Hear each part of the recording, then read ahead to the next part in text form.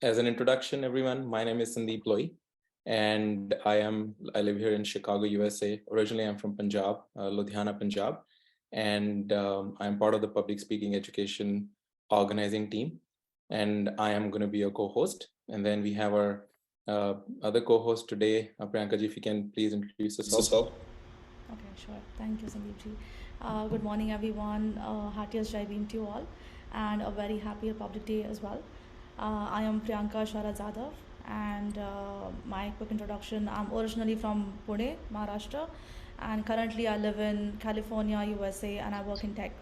So, on behalf of the public speaking education, I welcome you all to our second public speaking event. And thank you so much for joining and supporting us. Over to you again. Team, all our dear attendees, this is what you see here on the left is just to give you an idea and the sense of the scale that we are trying to achieve and trying to reach with this event. So when we first started last month with our inaugural public speaking event that was on December 25th, 2022, and it was our inaugural event and it was a massive success. When we first sent out the registration forms, in a matter of 3 days, we had entries and registrations for more than 112 participants and students from all over India. And as you can see here on the map, these blue dots represent students, participants in the age of 16 to 24 who had signed up, who had registered. And we are very encouraged, we are very energized that the youth of our country, they realize the importance of public speaking and they want to participate. And when we talk about public speaking is not just giving a speech in front of a camera or in front of an audience. Behind the making of a public speaker is coming up with ideas. And those ideas happen when the students read. And when they read, they learn to write at some level. Readers become voracious readers. Those voracious readers then become writers. And once they become writers, they start expressing their ideas also verbally, and then they become speakers. So our endeavor, our whole goal with this event was to encourage our youth to look at a topic.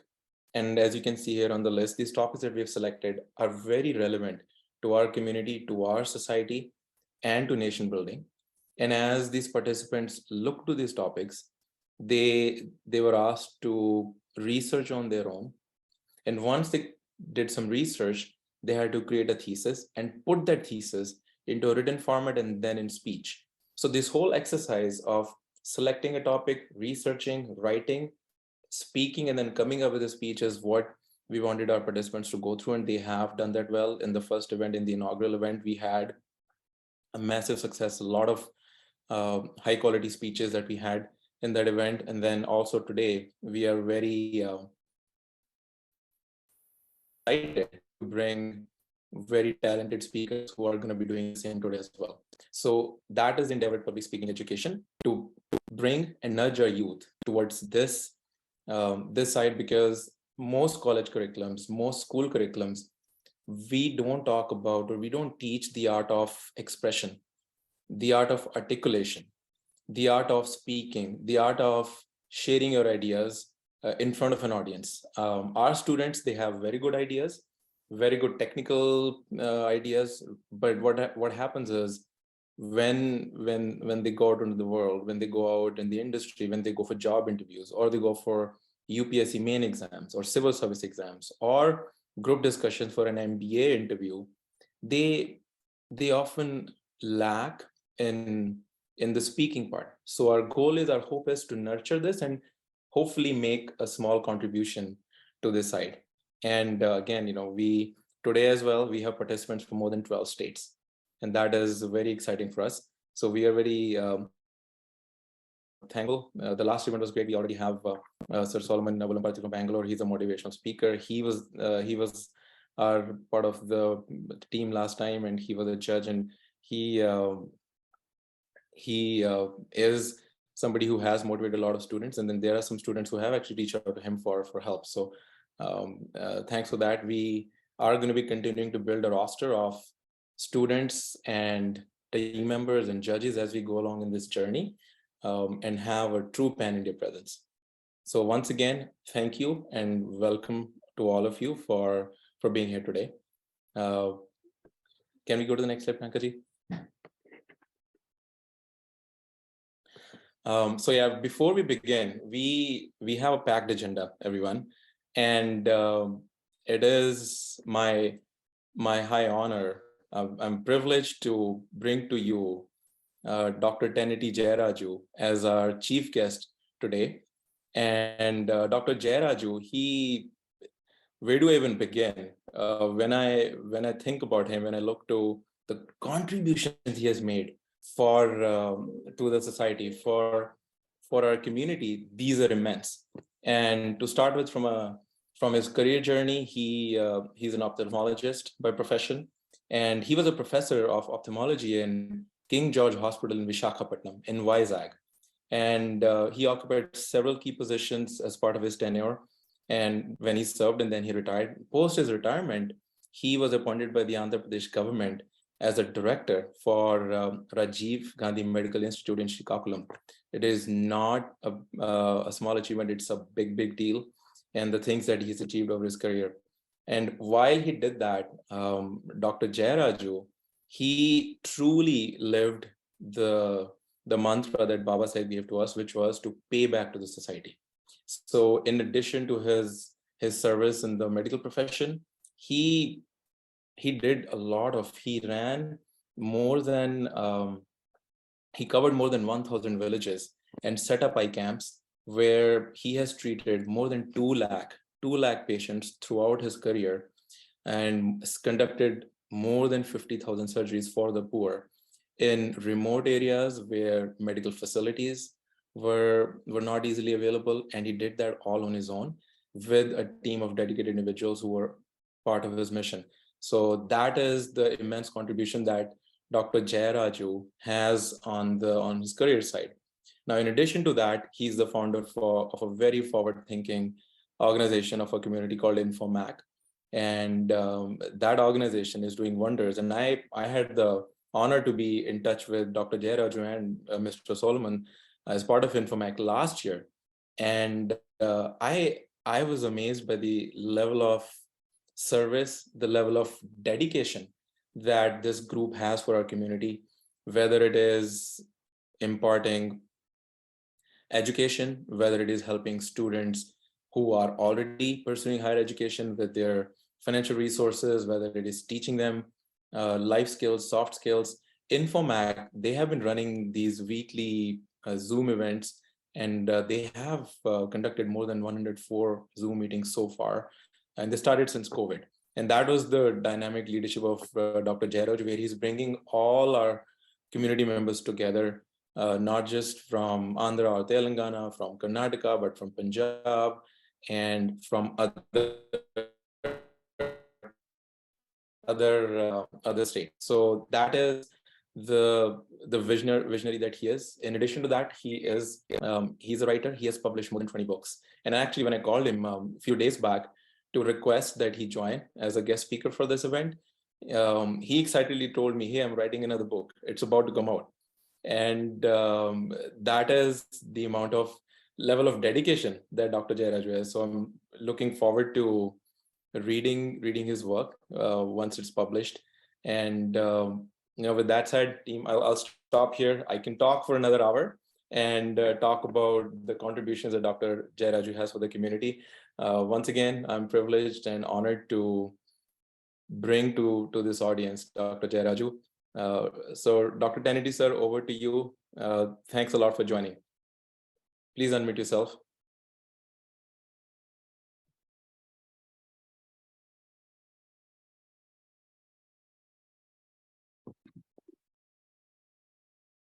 Am I audible to you? Yes, sir, you are. Okay. Good morning, everyone. Wish you happy Republic Day.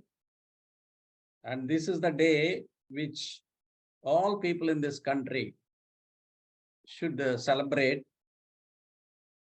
irrespective of the anything. Hitherto, the Republic Day is only performed or celebrated by government officers, say Government of India, Government of states, districts, like that. But it has never become an event of the families. Thank you, Dr. Sandeep Loy, for inviting me to say a few words to the participants here who have come with a lot of interest and enthusiasm to participate in the presentation of some of the topics that are provided here. This is all about the public speaking. Yes, earlier we had no opportunity to give any public speeches. We were not permitted in the past. But now we have got an opportunity to become a part of the mainstream society. And therefore, we have got to compete with everyone. And now the opportunities are open to the world. Therefore, we have to compete not only at the national level, but also at the international level. Hence, the topic, that is public speaking, is very, very important. It is important because, all great leaders in the world, they're all great public speakers. So unless we have a talent to express ourselves, others will never be able to know what we are. Although we are good at the technical skills, knowledge, and everything, but quite often our people are unable to express themselves adequately, thereby not able to achieve or succeed in their attempts at various levels.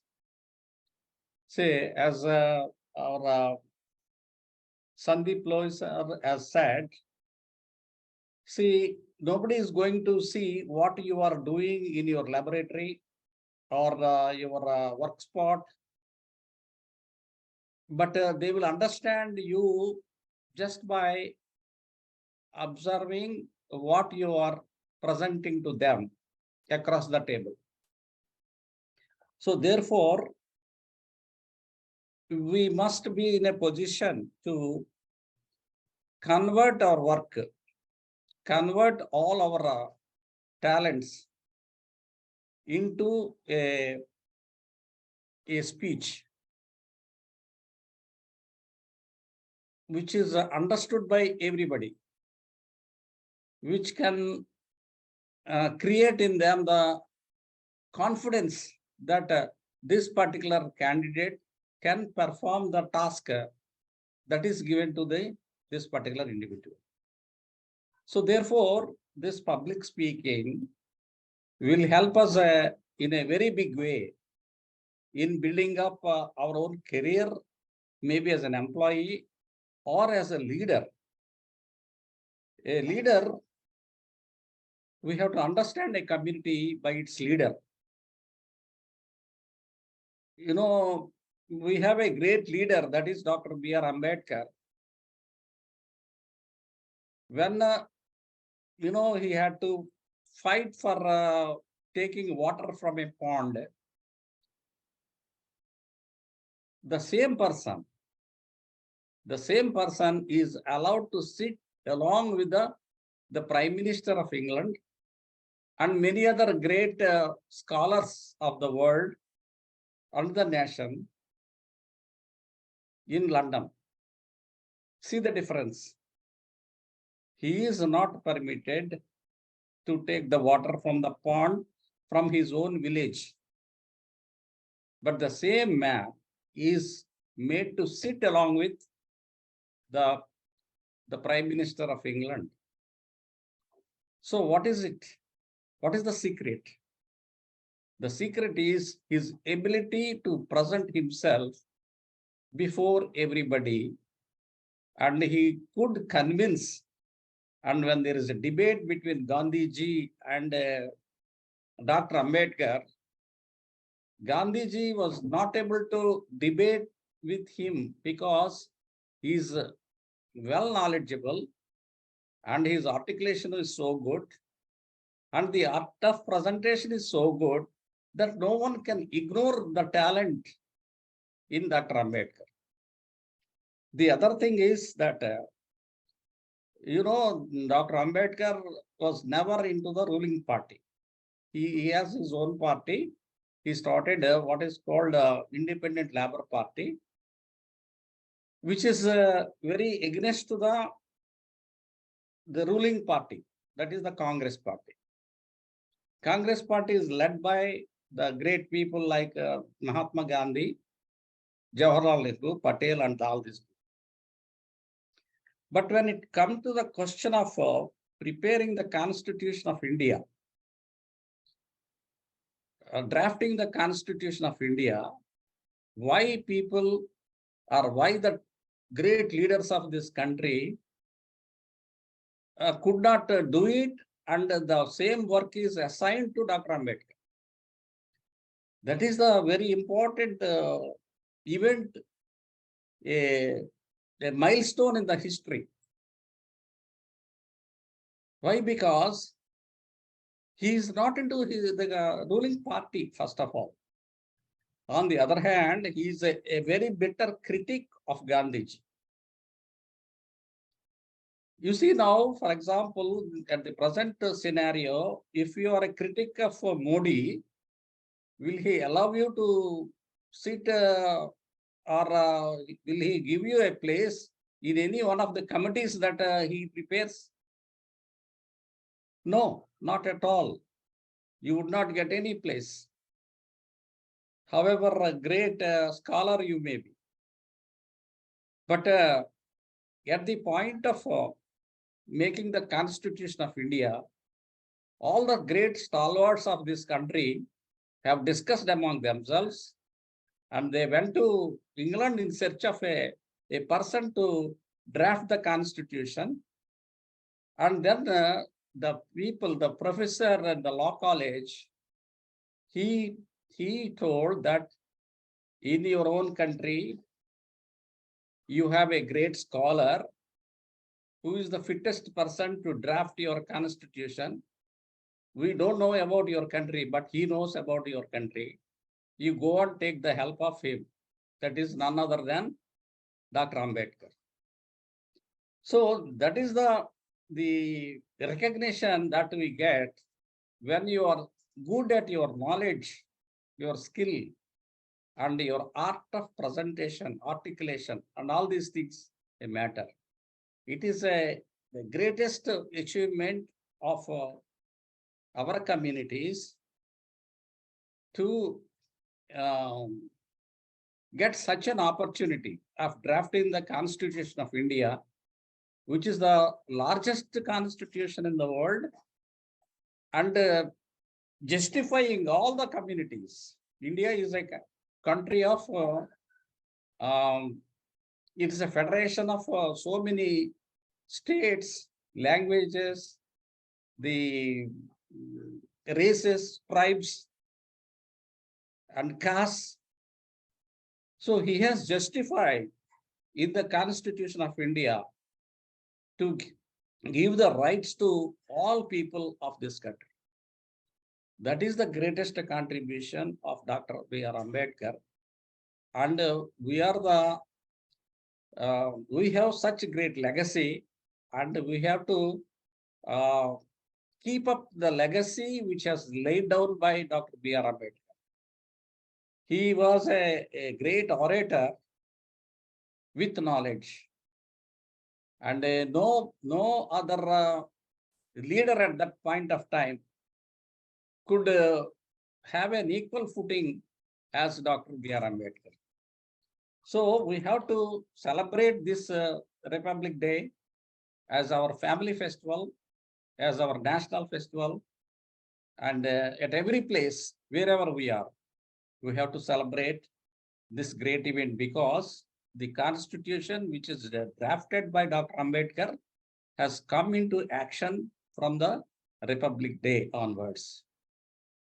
So he has chosen, our Sandeep Loy has chosen this particular day to conduct this competition is very apt. Very apt. I congratulate Dr. Sandeep Loy for selecting this day for these competitions, and organizing this competition is itself is a wonderful idea, because yes, we have to recognize and we have to promote people to express, to speak out, because the it is the leader. The community is understood by its leader. Dr. See, we will be recognized and respected because of Dr. B.R. Ambedkar all over the world. Now, he is not only a leader of this country, but he is known all across the world, and he is celebrated everywhere in this world. So therefore, we have got such great legacy, and we have to carry on the legacy. Sandeep Loy has come to our contacts, say, 1 year ago.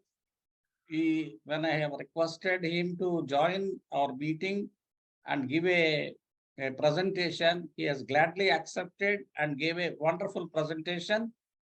And you know, the presentation is all about this particular area, that is the public speaking, where we are deficient, where our people are, he may be an engineer, very good, he's a doctor, he's a lawyer, but their ability to communicate in the fittest manner, there are certain deficiencies. And we have to overcome those deficiencies. You know, you may be knowing, or you may be hearing the name of Dr. Praveen Kumar, an IPS officer who has resigned and joined the Bahujan Samaj Party, and he is now heading the Telangana Bahujan Samaj Party. He created a great history in improving the quality of education in the social welfare residential schools of Telangana. Today, if you see, even if you ask them to a question in Telugu, the children will answer in English. The art of speaking, he has promoted so well. So they are now able to compete at every level. At every level, they are producing doctors, engineers, civil servants, all across. The leadership has provided such great leadership, and is definitely a role model, and we have to emulate such great leaders of this country. I once again congratulate Sandeep Loy and the participants who have come forward to give their presentation today. So thank you, Sandeep Loy ji, for giving me this opportunity. I'm really delighted to be here. I'm privileged to be here. Thank you very much. Thanks a lot, sir, for those wonderful words. And this is something that we look forward to, hearing from our leaders, hearing from elders who so carefully watch and guide us. So thanks for these kind words. And as you rightly said, it's Republic Day, and it is something that should be a festival for us. It should be a true festival for us as a community, because that is when we truly got independence. So it should be a matter of big pride and honor that Baba Sahib, he fought for those rights, and Republic Day was 1950 was the day when they manifested in a legal structure that has brought us where we are. So thanks a lot. I, along with my co-host Priyanka Zadavji, is part of the public speaking education team. We are working on this together. We thank you a lot for those kind words. Thank you once again. Thank you. And Hi, so, Ulamparti. and yes, we obviously have Solomon is there. Solomon Garu Solomon Ulamparti. He was the judge in our last inaugural event, and he's a force of nature as a motivational speaker. So he'll be here as part of this event for us, and we'll have him here. So thanks to you, Solomon sir, as well. So moving on, let's move to the next part of the agenda. So Priyanka ji, over to you. Thank you. Okay, I'm just going to share my screen again. So moving on, I would like to introduce you all to our judge for the day. So, as we said, this day is a true celebration for all of us. I, for one, say that because I'm a woman, and given the fact that we did not have the right to education, today we have that, and look at us. I'm co-hosting the event alongside Sandeep and then we have a judge who is a woman and a powerful woman. Her name is Dr. Kalpana Chinchkhede. She is originally from Nagpur, a passionate Ambedkarite. Currently, she is posted as Assistant Conservator of Forests in Nagpur. She has completed her PhD from University of Nagpur on topic Ecology of Birds. She is also an author of one book and has published 5 international research papers. And last but not the least, she's an activist who thrives at bringing in awareness around the Ambedkarite movement, the women empowerment, to name a few. So it is actually a true delight to have her on this public speaking event that we are hosting today. And with that, I would like to invite her and request her to please say a few words for our participants here and the audience. So Kalpana ji, if you could unmute yourself and say a few words, that would be great. Hey, good morning. Good morning and hearty, fantabulous welcome to all of you. What a great occasion for us to join up here, to learn one of the greatest skills on the planet, that is public speaking. Man has been born for great achievements par excellence, par outstanding, and then eternal achievements. If you look at the world, some of the greatest things have been achieved by man. Can you believe it? Can you believe that America has been built? Can you believe that India has achieved independence? And there are leaders for us to lead and to look up to and to learn from. So these are the greatest achievements. You think that man alone can do it? One single person can do it? You can make a big guess out there. It's not anything rocket science. Man has to work with people. Man has to work with people. Man has to propound. Man has to tell the whole world what his vision is all about. What is he wanted to achieve, and people will follow him. How? You can understand in the history how big leaders have achieved, and as well as some of the other things also has been said. Hitler, for example, he's on the negative side of it, but again, he rallied people with one skill, and one and only one skill, that is public speaking. And Winston Churchill, when England was being defeated in the Second World War, and he exhorted the people not to give up. There was a question whether to give up to Hitler or to fight against him. But Winston Churchill has said, what do you have to give? We can give our blood and sweat and never take the defeat at all. And he rallied the entire, but in realistic terms, England was on the defeat side and they were about to give up, and the people were crying and with tears. And with one skill, Winston Churchill has exhorted the community, the people, rallied them together in spirit, built up the spirit, and eventually, England won, and then England was saved from the devastation. So, my dear friends, what a great occasion for us as Sandeep and Priyanka and the other team has put up this wonderful event for us to learn the art of public speaking. And just now you have heard from none other than my mentor and my guide and philosopher, Dr. Jayaraju Tenneti. And Sir himself, though he may not be a public speaker like me, not a trained speaker, but is a great man of tremendous excellence. He has excelled beyond words and beyond imagination. So one person can do great things. Again, Sir is a great speaker from the heart, and you can hear him. If you really know Dr. Jayaraju Tenneti, you will take him as his mentor, your mentor, and your guide for sure. So I don't know if I can be of any help to these people. I am a John Maxwell speaker. I have paid about $6,000 for this wonderful teaching as a speaker. And we have teachers across the world, in the US and across the world, who teach us for public speaking. I have paid $6,000. Can you believe that?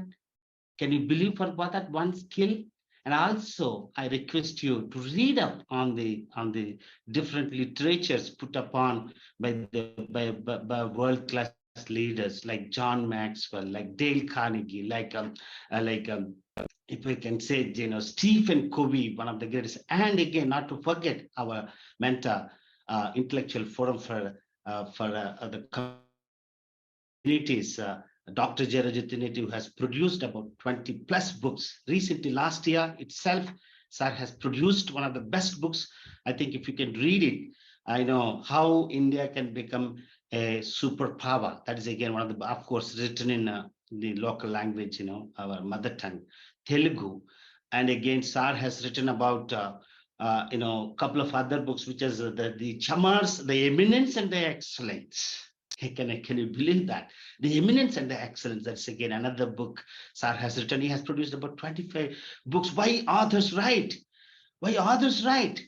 Others, they spend their midnight oil, they spend their time, they don't, go out and mingle with people, and then there is no social life for them, but they sit in the darkest hours in the middle of the night, and they pour out their spirit into that literal, printed words for all of us to learn and to mankind to progress from strength to strength and from pillar to pillar.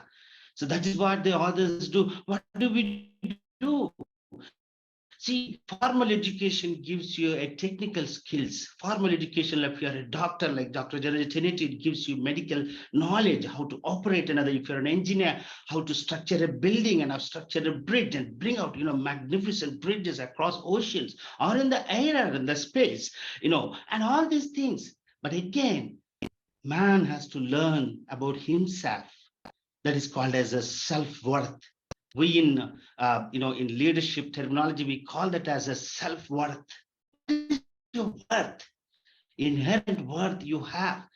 What do you call, why are you here on the planet? What is it that mission you have endowed with? Even at your birth, you have been given endowed. Stephen Covey says, the gifts of birth in his eighth habit book, he talks only about the gifts. Your gift of creativity, your gift of honesty, your gift of imagination, your gift of all these 8 gifts, gifts of birth. Stephen Covey calls it in the eighth habit book. I hope you must have. I want you to make a journey into yourself, into the self-worth what you have, and then once you know about your worth, once you know what you have called on this planet for, once you know why you have been born with, once you might have been born for humble parents.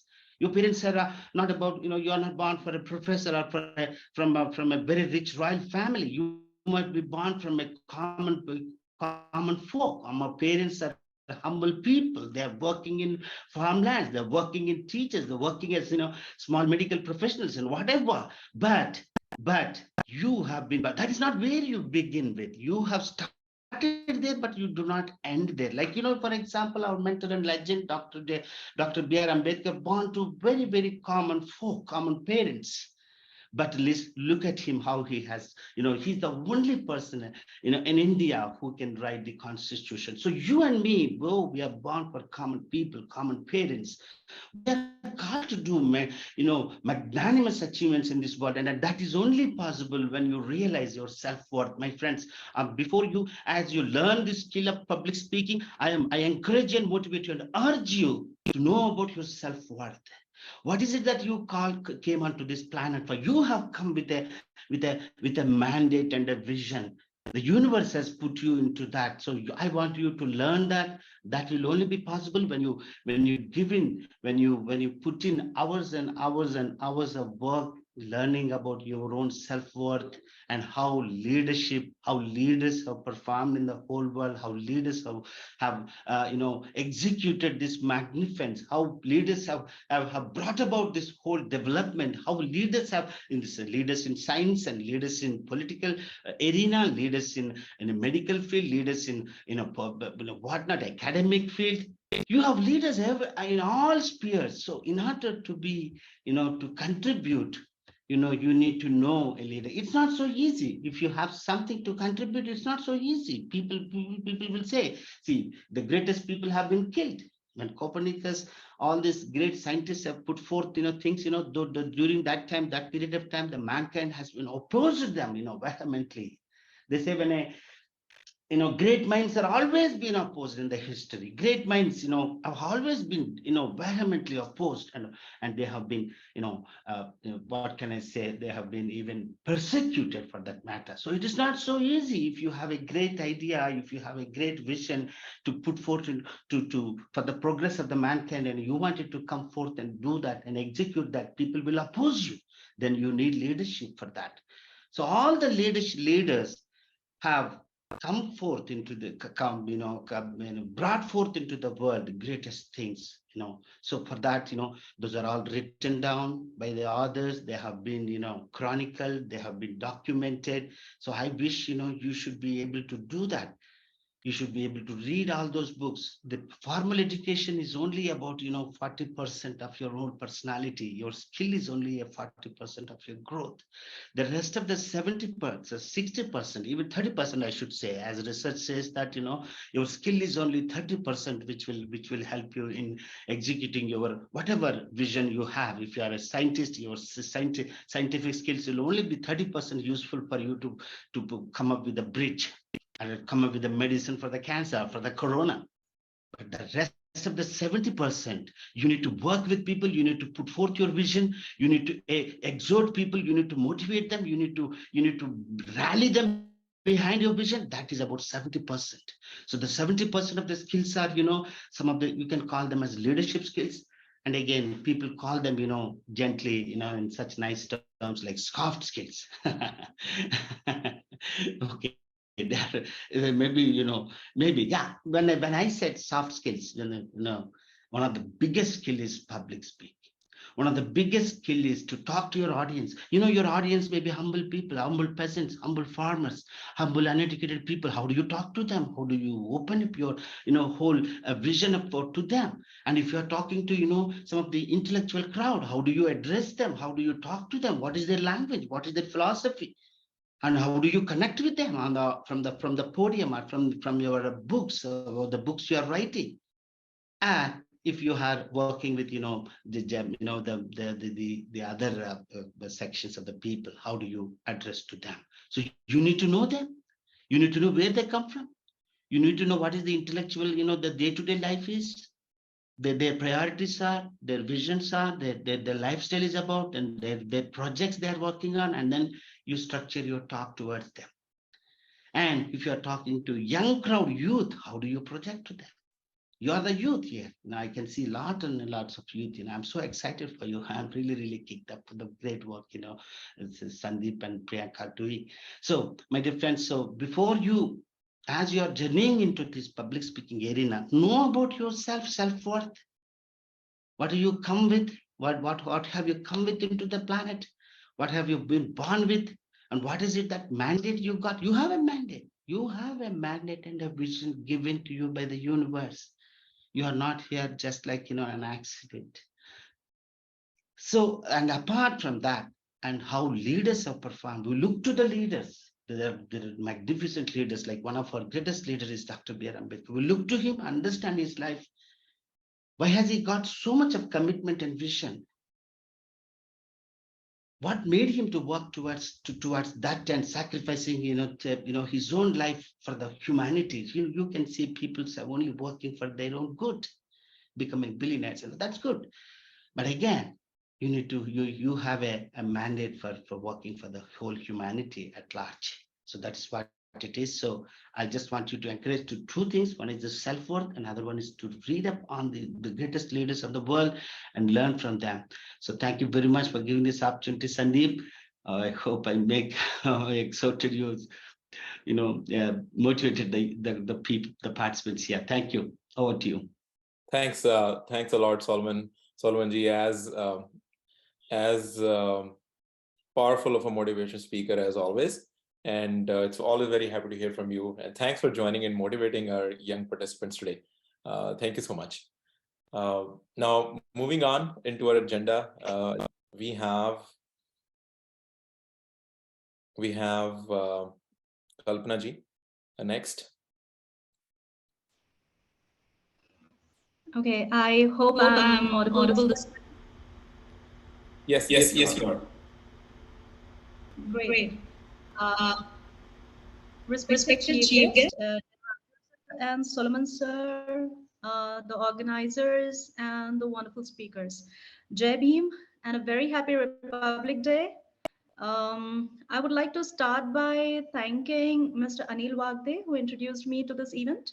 And I'm also grateful to Mr. Sandeep and Ms. Priyanka to give me this wonderful opportunity to listen to all these young speakers.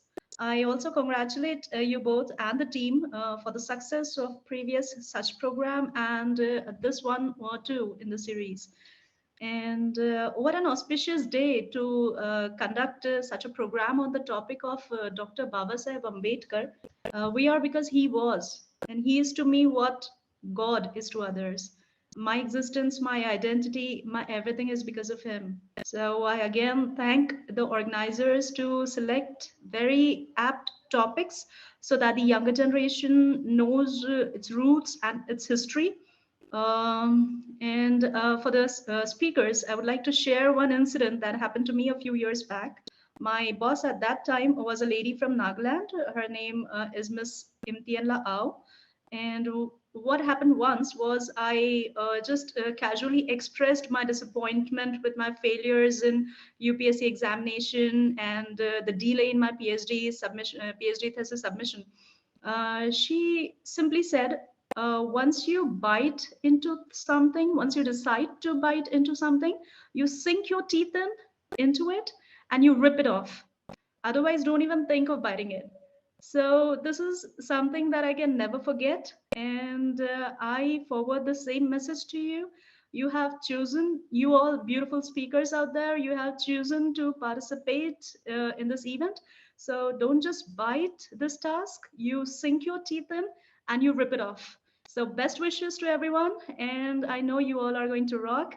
Thank you. I'm looking forward to listen to all the wonderful speeches and learn from you. Thank you.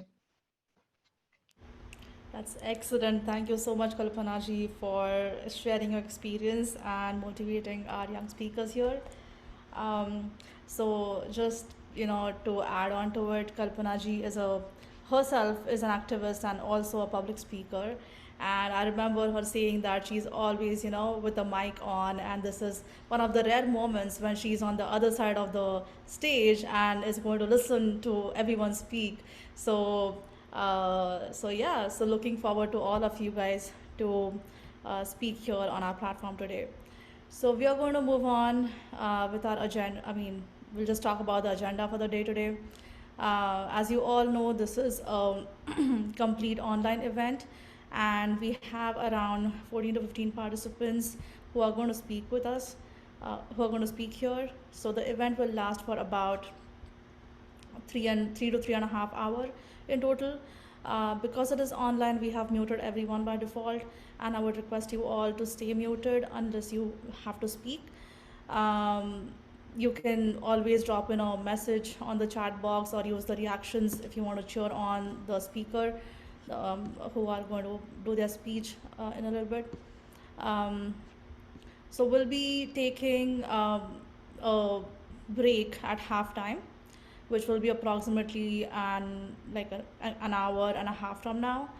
And just before the halftime, we will also be playing a fun quiz game, Kahoot game, which will be based on Baba Sahib's life and Constitution of India. So this is like a great opportunity to learn about, Constitution of India and Baba Sahib in general, and it's going to be a lot of fun. You can do like fact checks, and you can, check your knowledge. If it is not there, we can, learn more about it. I am definitely going to learn from the quiz, so I'm looking forward to it, and you should too. After the break, we will continue with the rest of the speakers, and then we are going to announce the winners. Before we close, we are going to open the floor for everyone here. So that is the time when you will get to speak, if at all you need to. So I request you all to hang around there. So for the participants, that is our young leaders here, our young speakers here, just a few instructions for you guys. You want to turn on your videos and microphone when you begin your speech. So you're expected to speak in English for 6 to 8 minutes. Try not to exceed 8 minutes. So either Sandeep ji or I will do a time check after 6 minutes, and we will notify you. And you may want to start wrapping up your speech and conclude it, because with every minute after 8 minutes you exceed, you will be losing points. So just be mindful of that. We have to be mindful of the time here and, well, everyone's time here, right? So just be aware of that. You will be judged based on your content, your speech delivery, your ideas, and your presentation. So anyhow, I'm 100% sure that you're going to do great. And remember that we are all here to support each other and learn from each other. So just bring it on, bring all that you got, and break a leg. So let's begin. Over to you, Sandeep ji. Take it away. Thanks a lot. Now, as before we begin, I want the audience to look at this quote and just think about what Baba Sahib meant, and when he said that we are Indians firstly and lastly. And we have seen Baba Sahib struggle throughout his life. And then if you remember, Baba Sahib was not just a leader of our community. He was a national leader, which is why he got the Bharat Ratna. And his work, his legacy is for all of Indians, and then in my view, for rest of the world. So he's not really a Bharat Ratna, but he's a Vishwaratna. For me, he's a Vishwaratna. So when he's saying we are Indians firstly and lastly, I want us to think about that. And that is, as we live our lives, as we go on with our studies, with our career, we have to remember what our duties are towards the society. And we talk about fundamental rights, but we also need to remember that the Indian Constitution also demands some fundamental duties from us. So as citizens of the country, as citizens of the state, it is our duty to be those model citizens. And since we are all Ambedkarites here, Ambedkarites, in my view, are already activists. And it is not easy for anybody to be an Ambedkarite, right? You all know that. And when you are an Ambedkarite, you are an Indian. You are working for the upliftment of the society. So on today's occasion, on Republic Day, on this special day, I leave you all with this quote again to think about, that we are Indians firstly and lastly, and it's our moral obligation. It's a duty to pay back to the society. So now let's move on to the competition, why we are all here. And that one is, for the first participant for the day is going to be Kaligota Yashwanth. Kaligota comes to us from Hyderabad and is pursuing junior education, college education from Toppers Junior College in Hyderabad. Before that, Kaligota studied in the ZPH school in Nizamabad with a 10 GPA. 10 GPA is important. And then that tells that Kaligota is an excellent academic achiever, is a good student. And Kaligota's goal is to become a software engineer in the future. And the topic today chosen by Kaligota is education as a tool for empowerment. So Kaligota, over to you. The floor is yours. Please unmute yourself and turn on the video. Thank you. Hello everyone, this is Yashwanth Kaligota from Hyderabad. So first of all, I wish you all a happy Republic Day. Today I chosen this topic, education as a tool for empowerment. As we all know that of education is to lead us happy and successful life. Education plays a very crucial role in our school life. School gives us strong education, deep rooted, which helps us to stay strong and stand on our feet. Then getting enrolled at the correction age is very important to behave accordingly. Going as in schools is an opportunity to learn how to share, follow instructions, mix up with the classmates, and learn creative things, which helps to lead a successful life ahead. So it helps us to become better citizens, get a better pay job, shows the difference between good and bad. Education shows us the importance of hard work, and at the same time help us grow and develop. Thus we are all able to shape a better society, to live in by knowledge and representing rights, laws, and education. And education is an empowering tool that can give magical changes to anyone. The main goal of education is to make people perfect and successful in every sense, so that it can make the right decisions throughout our life. And education makes us lifelong learners, as we can learn through different situations of our life, as even failure can teach us several lessons. So thank you everyone. Signing off.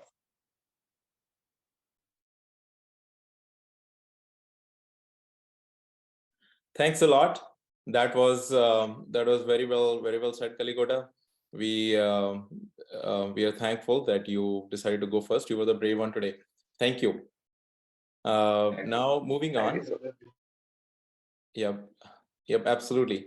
So moving on, the next participant on the list is Arya Ukey, and Arya's topic is relevance of Indian Constitution in today's world. A very warm good morning to one and all present here. This is Arya for you. I am originally from Nagpur, Maharashtra, but currently studying in Base University, which is B.R. Ambedkar School of Economics in Bangalore. And currently I'm doing my BSc in Economics. A very warm good morning to one and all present here. And I wish you all a very happy Republic Day. Freedom of thought, strength, and pride in our heritage. Having a nice constitution is a really important thing for our country. But as the time passes, the importance of the constitution in our country should not get reduced.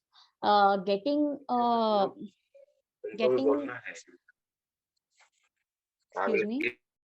I request everyone to please be on mute if you're not speaking. Arya, please continue. Yes, thank you. Getting many rights since the beginning of our independence, people have really underestimated our constitution. Highlighting the relevance of our constitution is really vital, so that people get to know how important our constitution is. Today in India, I would say there's no other holy and sacred script other than our own constitution. The 26th of January 1950 was a red letter day in the long history of India, as it was the day when the present Constitution of India was brought into force by the Constituent Assembly, giving birth to a new independent, sovereign, democratic republic nation, which is ruled by the people, for the people, and according to the people. Since the enforcement of the Constitution, the shift towards modernization to a large extent began in the country.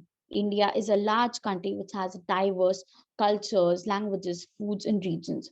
The Indian Constitution holds citizens together and preserves the dignity of the individuals and country's unity, brotherhood, and making everyone remember the phrase of Vividhata mein ekta, meaning unity in diversity.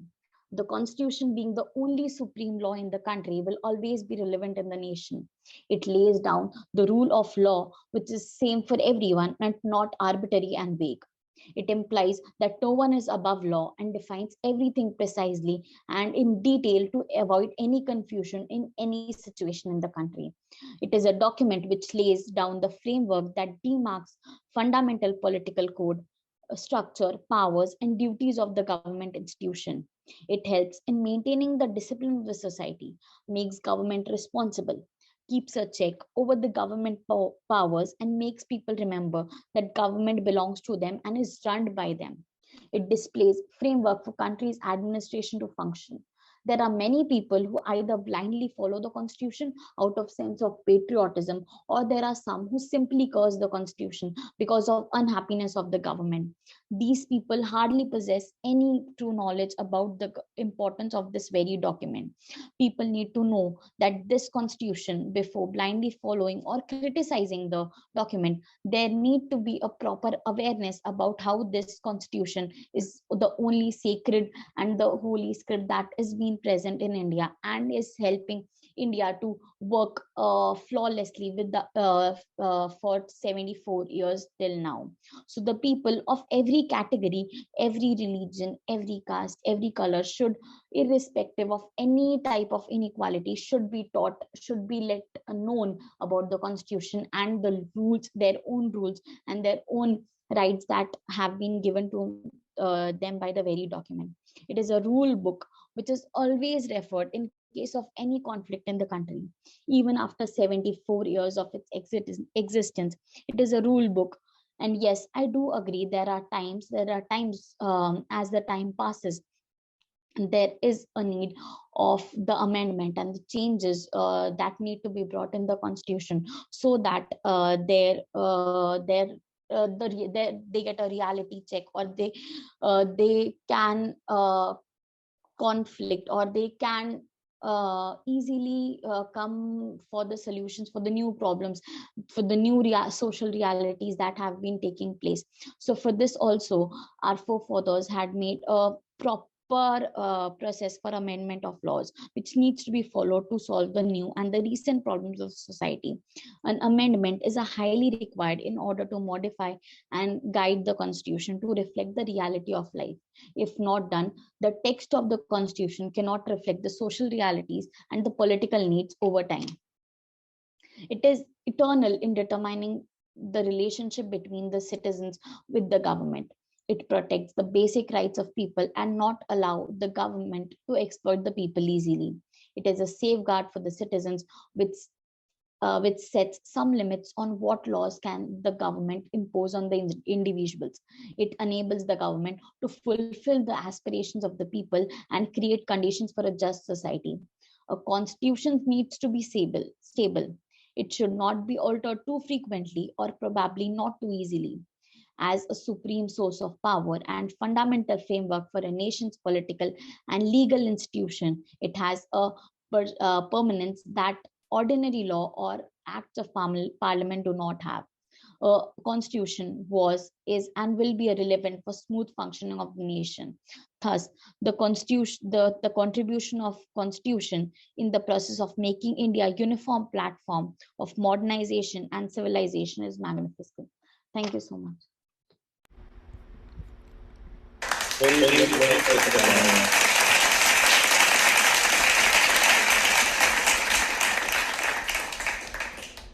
Thanks. That was a very well structured speech.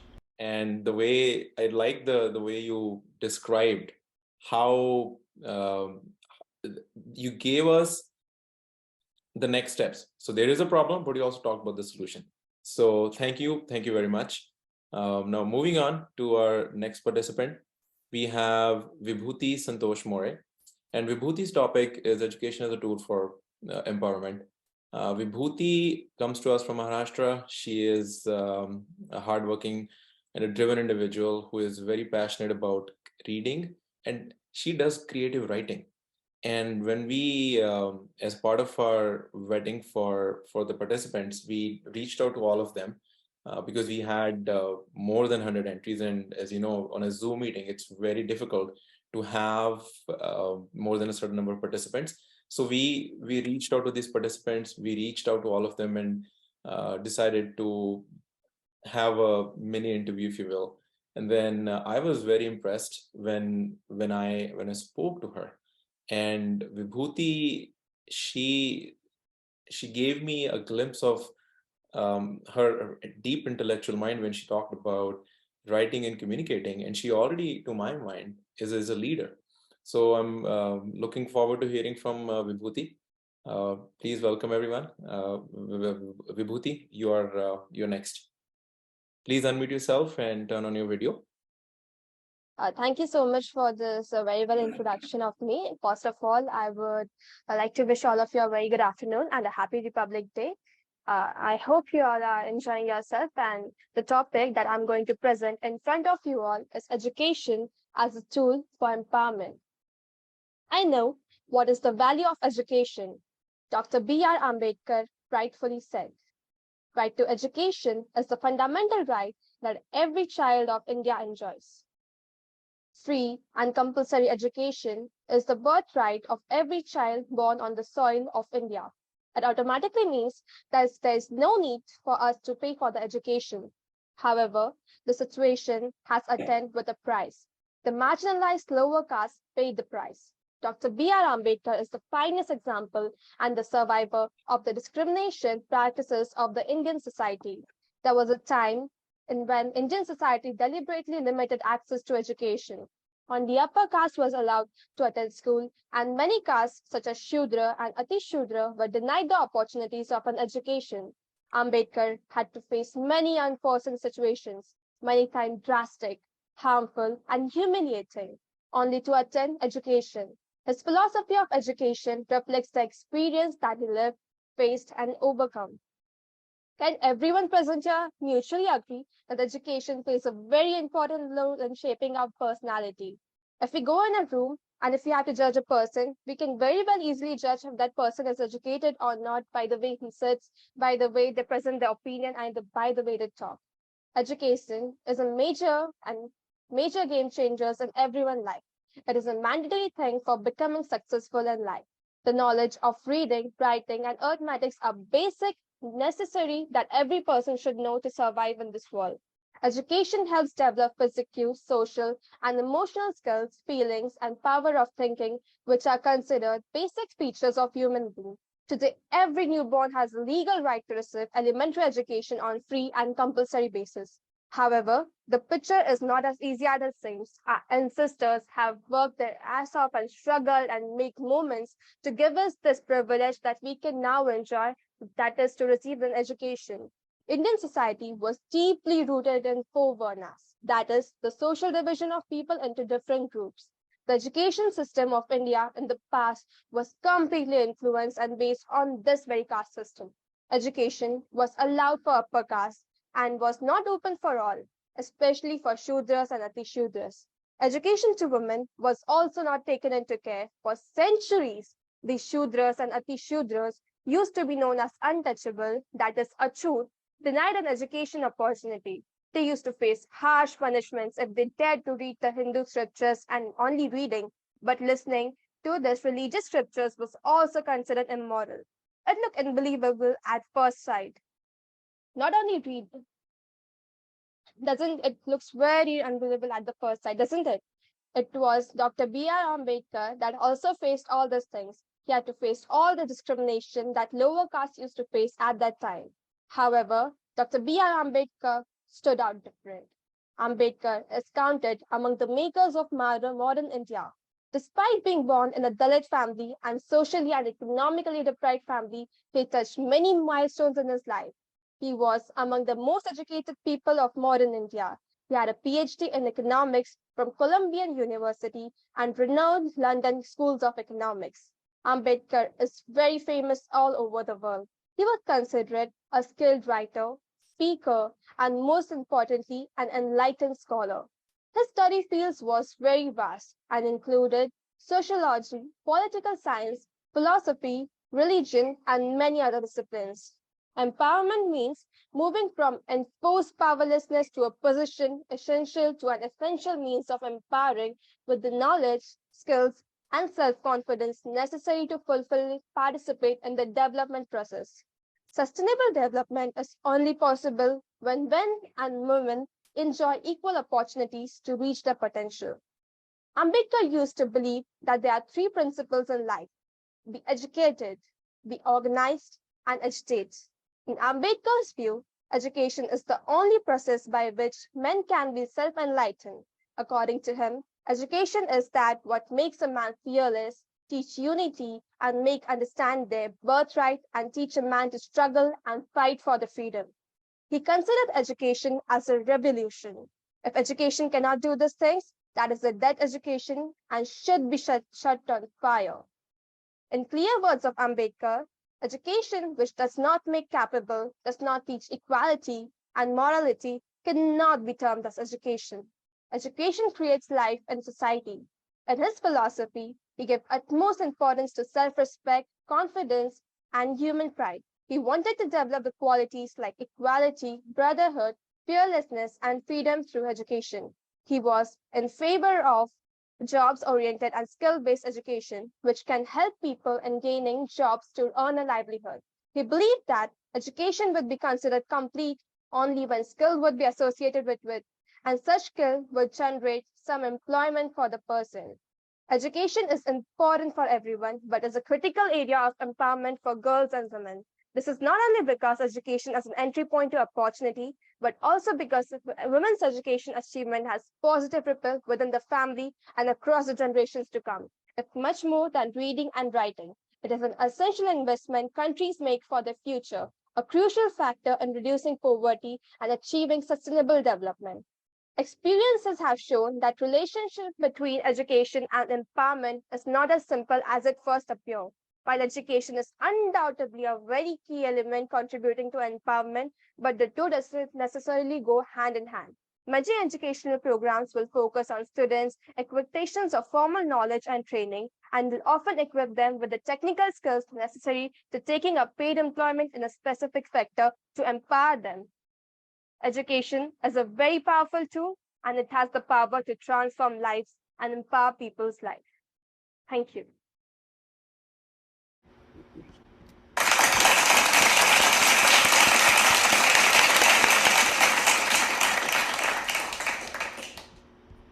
Very well.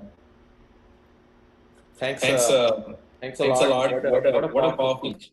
How do you not sit back and ponder at the level of depth that Vibhuti had, and how beautifully she articulated that. That was outstanding. Thanks a lot, Vibhuti. Very happy to hear from you. Thank you. So now next up, we have our next participant is Siddharth Sathe. And Siddharth is a third-year law student in Mumbai University. And he's a deep thinker, and he has his understanding of caste, the dynamics of caste, and how it operates at every level in the society is astounding. I was when I read his brief about participating in this event, I was amazed at the level of depth he had and the level of clarity he had when he wrote that. And as I was saying earlier, when you are a writer, that generally means you are a reader as well. And then if you are a reader, you will be able to articulate well in your thoughts in writing and speaking. So we are looking forward to hearing from you, Siddharth. Over to you. Please unmute yourself and turn on the video. Thank you. Yes. मैं आप सभी के साथ थोड़ा हिंदी में और English में बात करना चाहता हूँ, क्योंकि मेरी इंग्लिश थोड़ी वीक है. My English is so weak, so I'm trying to speak in an English language. So my name is Siddharth Sathe. I'm currently studying third sem in University of Mumbai Law Academy, and my topic is Mahad Satyagraha. So Am I audible? Yes, you are, Siddharth. So I'm not comfortable to speak in English language because of my English is weak, sir. So please understand me. I am speaking in Hindi language. That's okay, Siddharth. No problem. हाँ, so मैं जिस बात पे आज मतलब ये बोलने के लिए आया हूँ वो है महाड़ सत्याग्रह।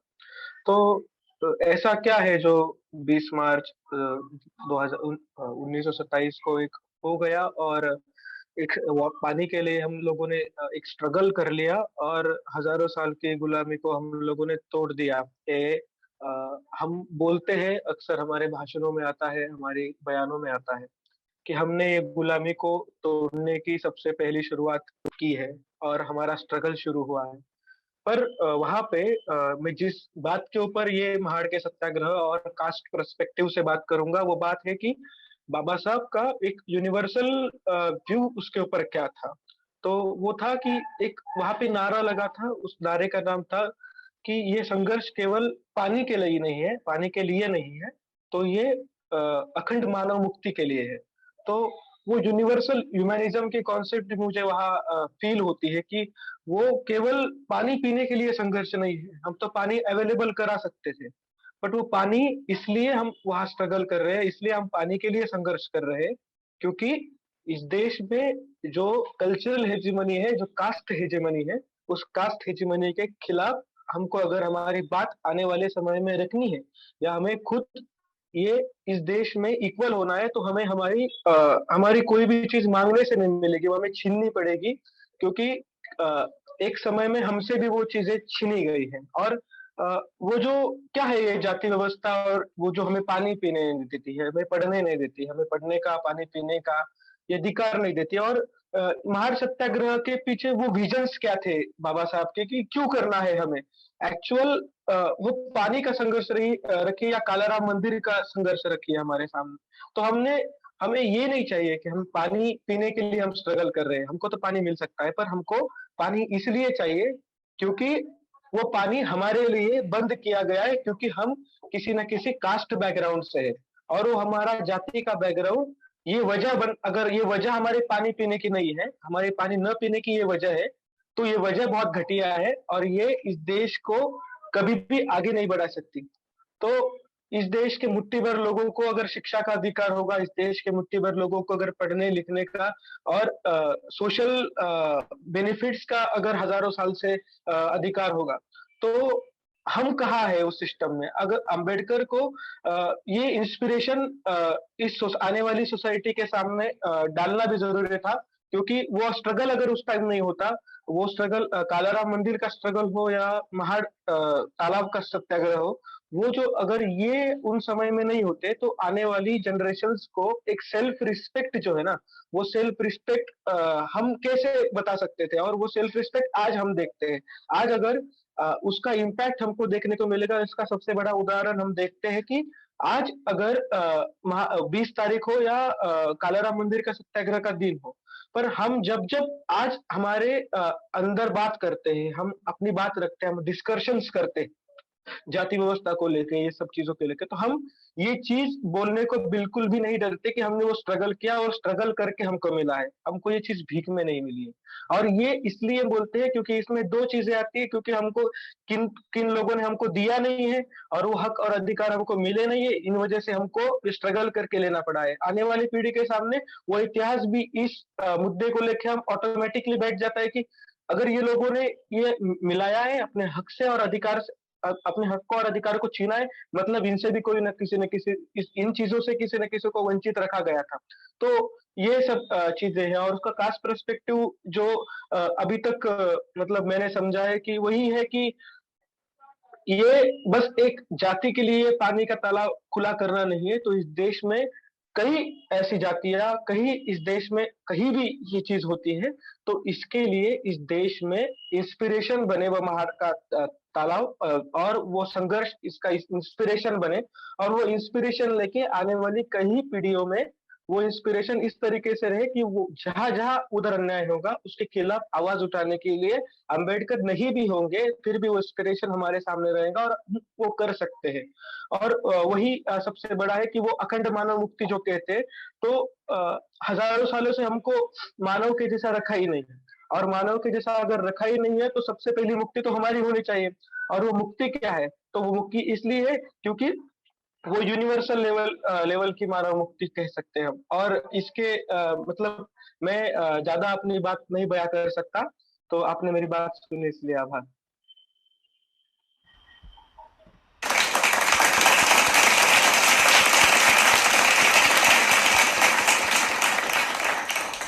Thanks a lot, Siddharth.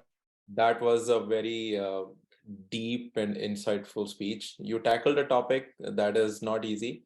Mahad Satyagraha of 1927 and what Baba Sahib did with that march was historic, and it was the first time in Indian history when we had the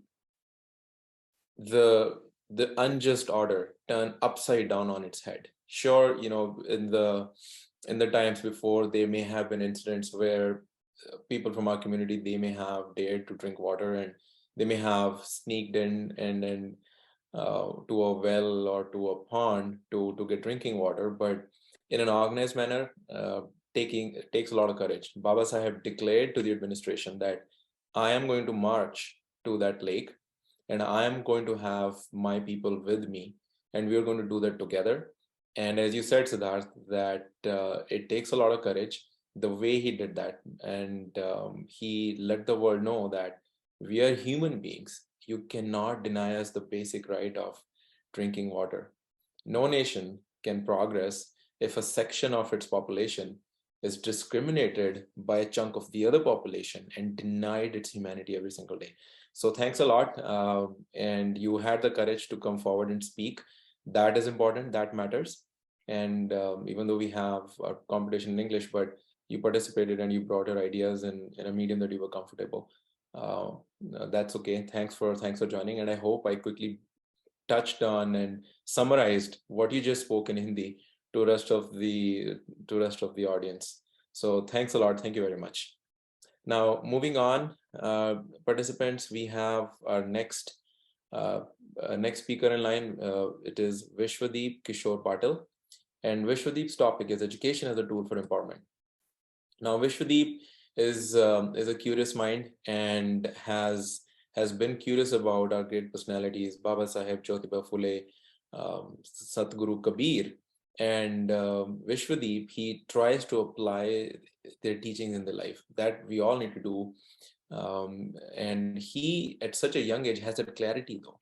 The clarity to realize and recognize our leaders and then follow along on the path that they laid out for us. And he told us that whatever he is today is because of Baba Sahib, and he is on a journey to become an Ambedkarite by reading and learning more about Baba Sahib and how he can pay back to the society. And one of his favorite books is Indian Constitution, and then the other one is Buddha and his Dhamma. And he is coming to us from Maharashtra as well. Vishwadeep, over to you. Please unmute yourself, and we'll be ready. First of all, Happy Republic Day to everyone. It's been a wonderful day with all the wonderful people over here. I'm Vishwadeep Patil, sir, and a person who is growing in the stage of to become Ambedkarite. You see, my today's topic for talk is education as tool of empowerment. So what basically education is? Education means act of teaching or receiving a knowledge. Act of teaching and receiving a knowledge. So education have two sides, sir. Education have two sides. You see, one is getting knowledge and other is getting knowledgeable. What basically knowledge means? Knowledge which teaches you what is right and what is wrong. And getting knowledgeable teaches you what is right and what is wrong, and which to be chosen, right to be chosen or wrong to be chosen.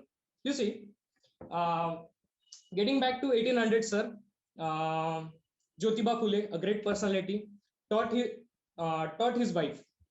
Just he only taught his wife, Savitribai Phule, and that one lady taught, and that one lady changed the life of every girl in India by opening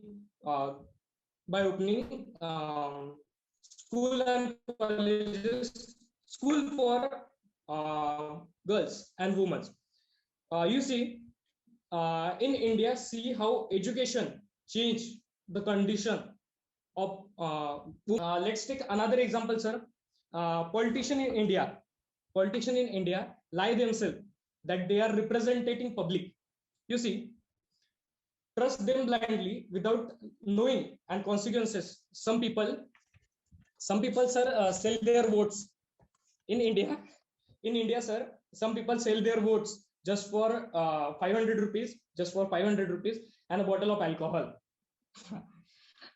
Means they don't have value what one vote can do. One vote can let the minister to win the election, and one vote can let the minister to lose the election. See what is the power of voting we have. So choose wisely what is wrong, what is right, and this comes when you educate yourself. You see, and let's take when I talk to myself. In my case, sir, when I was in 12th, I used to think great CEOs and famous personalities are not means they are college dropouts. And my mother and father used to worry all the time that I used to say my mom that I'm leaving the education. I want to do business. Give me some money. And I always used to praise her that give me some money. I have to do the business. But my mom took me to Anup sir. He's teacher at Nalanda, and he told me the value of education and cleared all my myths, sir, about what basically education means, and see how the system is made so that so that CEOs and other famous personality they make the system like no one can emerge against them, because they don't want the competition. They want to be number one. So they will tell the people, I live my education. I have done this. So they are not you can say that they are not emerging new competition, and day by day, and cleared all my myths, sir, and found that my interest and that Anup sir, who completely changed my life, sir. That small conversation completely changed my life, and uh, further I took and he said that in which field you have interest. So I said that my mother and father is tailor, and I want to continue their business. So I took fashion textile technology, and further day by day when I am growing, I am learning from my teacher and applying in my life, sir. And applying in my life. So day by day, sir, I am learning about Baba Sahib. So I am very obsessed to Baba Sahib, sir. I don't know, but day by day, when I used to read Baba Sahib, new things I used to listen. I used to read. So, sir, my dream is to have PhD about Baba Sahib, for not allowing sitting in class to sitting in constitution, sitting in parliament, sir, and writing the constitution of India. So educate yourself. So educate, agitate, and organize yourself. One thing I used to say, sir, one thing I want to say here. Baba Sahib said that if you have 2 rupees, buy a book for 1 rupees and buy a food for 1 rupees. See how Baba Sahib given the value of education, education as the same stage of food. Means food is important for living as the same value given by Baba Sahib, how education is important for living. So, sir, in conclusion, I want to say that every people in India more than that, every people in the world educate themselves so that they know the law, so that they can know the law, that no one can suppress them, no one can um, rule over them. So and they must say that their children can be educated.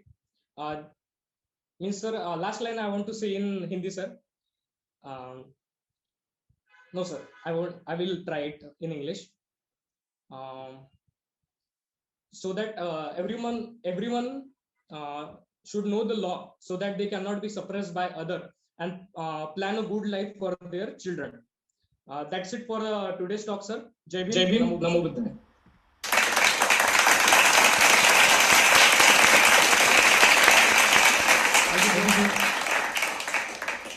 Thanks a lot. Vibhuti. That was very well done.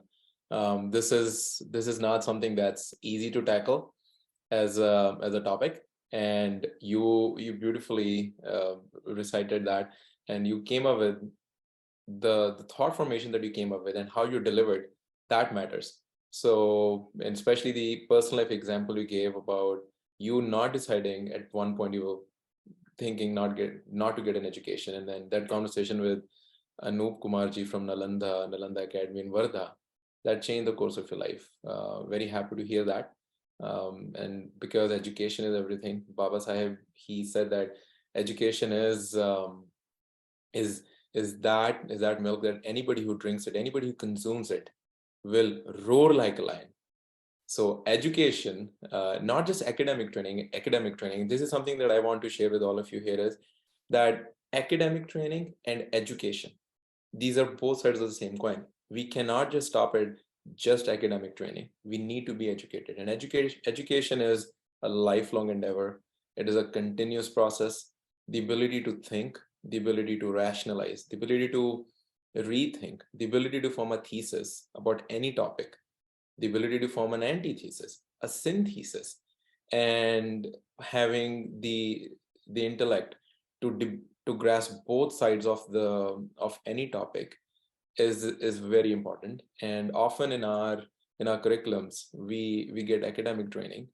We can be very good engineers, we can be very good attorneys and whatnot, but often we not always educated. So there's a big difference. And one of the ways we can continue to be educated is by continuing to read Baba Saheb. And Baba Saheb and all the other authors of our community, national leaders, reading them will ensure that we continue on this path of education. So very well done. Thanks a lot, Vishwadeep. Now we have one of our speakers at the beginning. Kshitij, are you there? Can you listen to us? Kshitij, can you please unmute yourself and Yes, turn on yes. your video? Yes, sir. Am I audible? Yes, you are, Kshitij. Please, Is there can you any please noise? turn on your video? Okay. Is there any noise coming from my side? Nope, absolutely not. You're absolutely clear. Okay. Very good afternoon to everyone. Jai Bhim. Myself, Kshitij Bhosale. Am I audible? Yes, you are, Kshitij. Yes, you are. My name is Kshitij Shailesh Bhosale. Right now, I'm pursuing my first year BA in political science from the Symbiosis College of Arts and Commerce, Pune. First of all, I would like to apologize for that before speaking something, because I have done all the education from the Marathi medium background, secondary and higher. So these are the very first event where I'm going to talk into the English. So really, I expect that you would appreciate me. So that is the thing. So today I choose the topic is that I would love to thankful to the chief guest or today's program, respective guest of our Tenneti Jayaraju sir and Dr. Kalpana Chinchkhede ma'am. Very welcome from my side. So this would be a very great event for the 7/4 Happy Independence Day. And thank you, the public speaking education, to give us the platform to justify the Article 90 of the Indian Constitution, the freedom of speech. So hereby I choose my topic is the Mahad Satyagraha, the seismic event in the Indian history. So, ma'am, is there voice coming from my side? No, you're good. Actually, You're good, No, Kshitij. You can you're keep good, going. Kshitij. there is a sound very going on from my side. We can hear you loud and Sorry. clear. So you're doing very well. Just keep going, okay? Yeah. So I choose that topic just because of first thing I saw the email from your side. Uh, there they said you must have a reason to choose the topic. So there was a lot of like education system. We talk about the liberalization and all things. But I thought the Mahar Chaudatale Satyagraha is the very initial events from the Dr. B.R. Ambedkar's life when he started when he decided to devote his all life for the social reforms in his further life. So it becomes important because his life is all started from the injustice. He get admission into the one school, La Pratap Singh High School in Satara district. And when he went to the school and he sit there into the classroom, all the students were from the very upper classes background.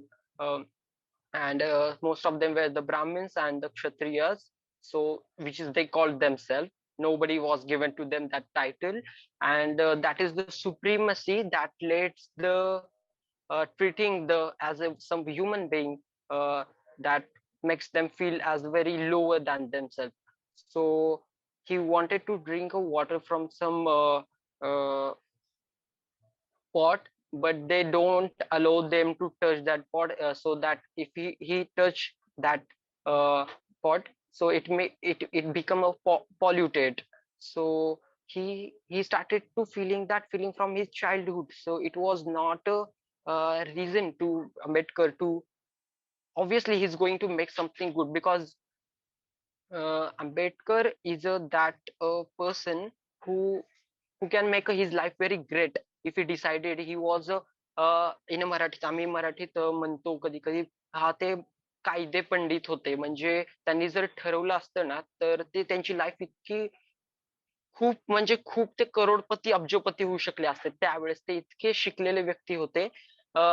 Even इन म्हणजे आम्ही शाळेमध्ये एक उपक्रम राबवतो सर्वपल्ली राधाकृष्णन यांच्या, म्हणजे माझ्या धार्मिक भावना दुखावण्याचा कुठलाही उद्देश नाहीये. Because wherever Ambedkar is, there is a controversy. Absolute. म्हणजे आंबेडकरवादी जो माणूस आहे ना तो मुळातच या विचारामध्येच असतो पूर्ण वेळ, की कंट्रोवर्सी इज ऑब्सोल्युटली देअर. सो सर्वपल्ली राधाकृष्णन हे असे व्यक्ती होते. He was a person, he was very high educated, but he never took any steps to learn, to give a education to the upper class students. So Ambedkar decided to work for the peoples who are backward classes. So right come to the topic. On the month of March 1927, Ambedkar was gone to the Mahad Chaudatale Satyagraha, and they were not allowed to touch to that water, because the people who from the upper caste background wanted to make these places for the only those people who are from the Brahmin community and the upper caste. So they should use this water, no upper caste, because the yesterday I was searching on the some research on the one website. There I came to know that the India, as we all know, that there was a fourfold system in Indian caste system. Brahman, Kshatriya, Vaishya, and then Shudras, I think.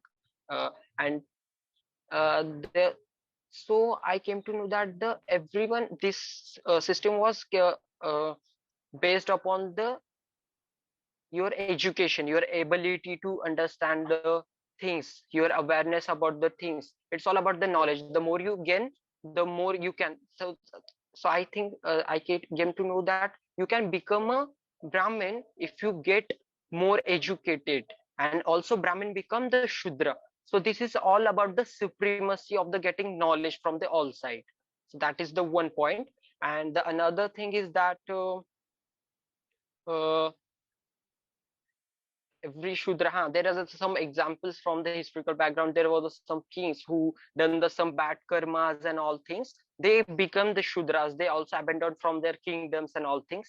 So Dr. Baba Saheb Ambedkar tell that the Brahmins and the upper caste peoples who worship the so many animals, like most of the gods are rode on the horses and dogs and all kind of things, but they worship the some give the some kind of foods and water to them and worship this kind in this way. But there was no any provision that to give the even food and water. This is the very main thing for the survival of the human being. So that things were very hurted the Dr. B.R. Ambedkar, and they decided to march on the Mahatma Satyagraha at in a Raigad district in the Maharashtra.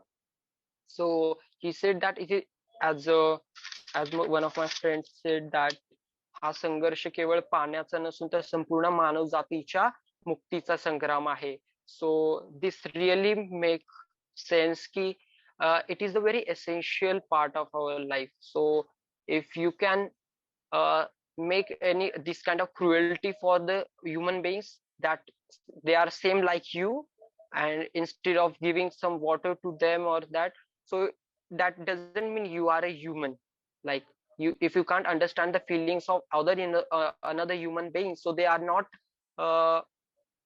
able to get themselves called as a Brahmin. I think that. So this is the my the one point is I would like to add it in that what is the relevance of these kinds of seismic events in the history in the present, because I study humanities. I was a very student and I got an 92 percentage grade, but instead of that going to the science, I choose to go for art just because of the Ambedkar. I wanted to study the humanities studies. So most of the students used to say that, parents also. So why you wanted to learn the history? What is the relevance of the history in the present? So I would like to recommend that I saw some events. I think it might be more than 8 minutes, but I would like to share that such a kind of practice are still existing, still in Maharashtra, even though Maharashtra is the providing the highest number of the GDP, the richest state in the India, and after the Uttar Pradesh and Bihar, and that areas still this kind of practice everywhere in India are practices still. So that is the thing that should we work upon it, and that's why we need the voice of Ambedkarite youths and all leaders. So thank you, public speaking education, to give me this opportunity on this auspicious day, and it would really make worth for me. Thank you so much. काही चूक झाली असेल तर माफ करा.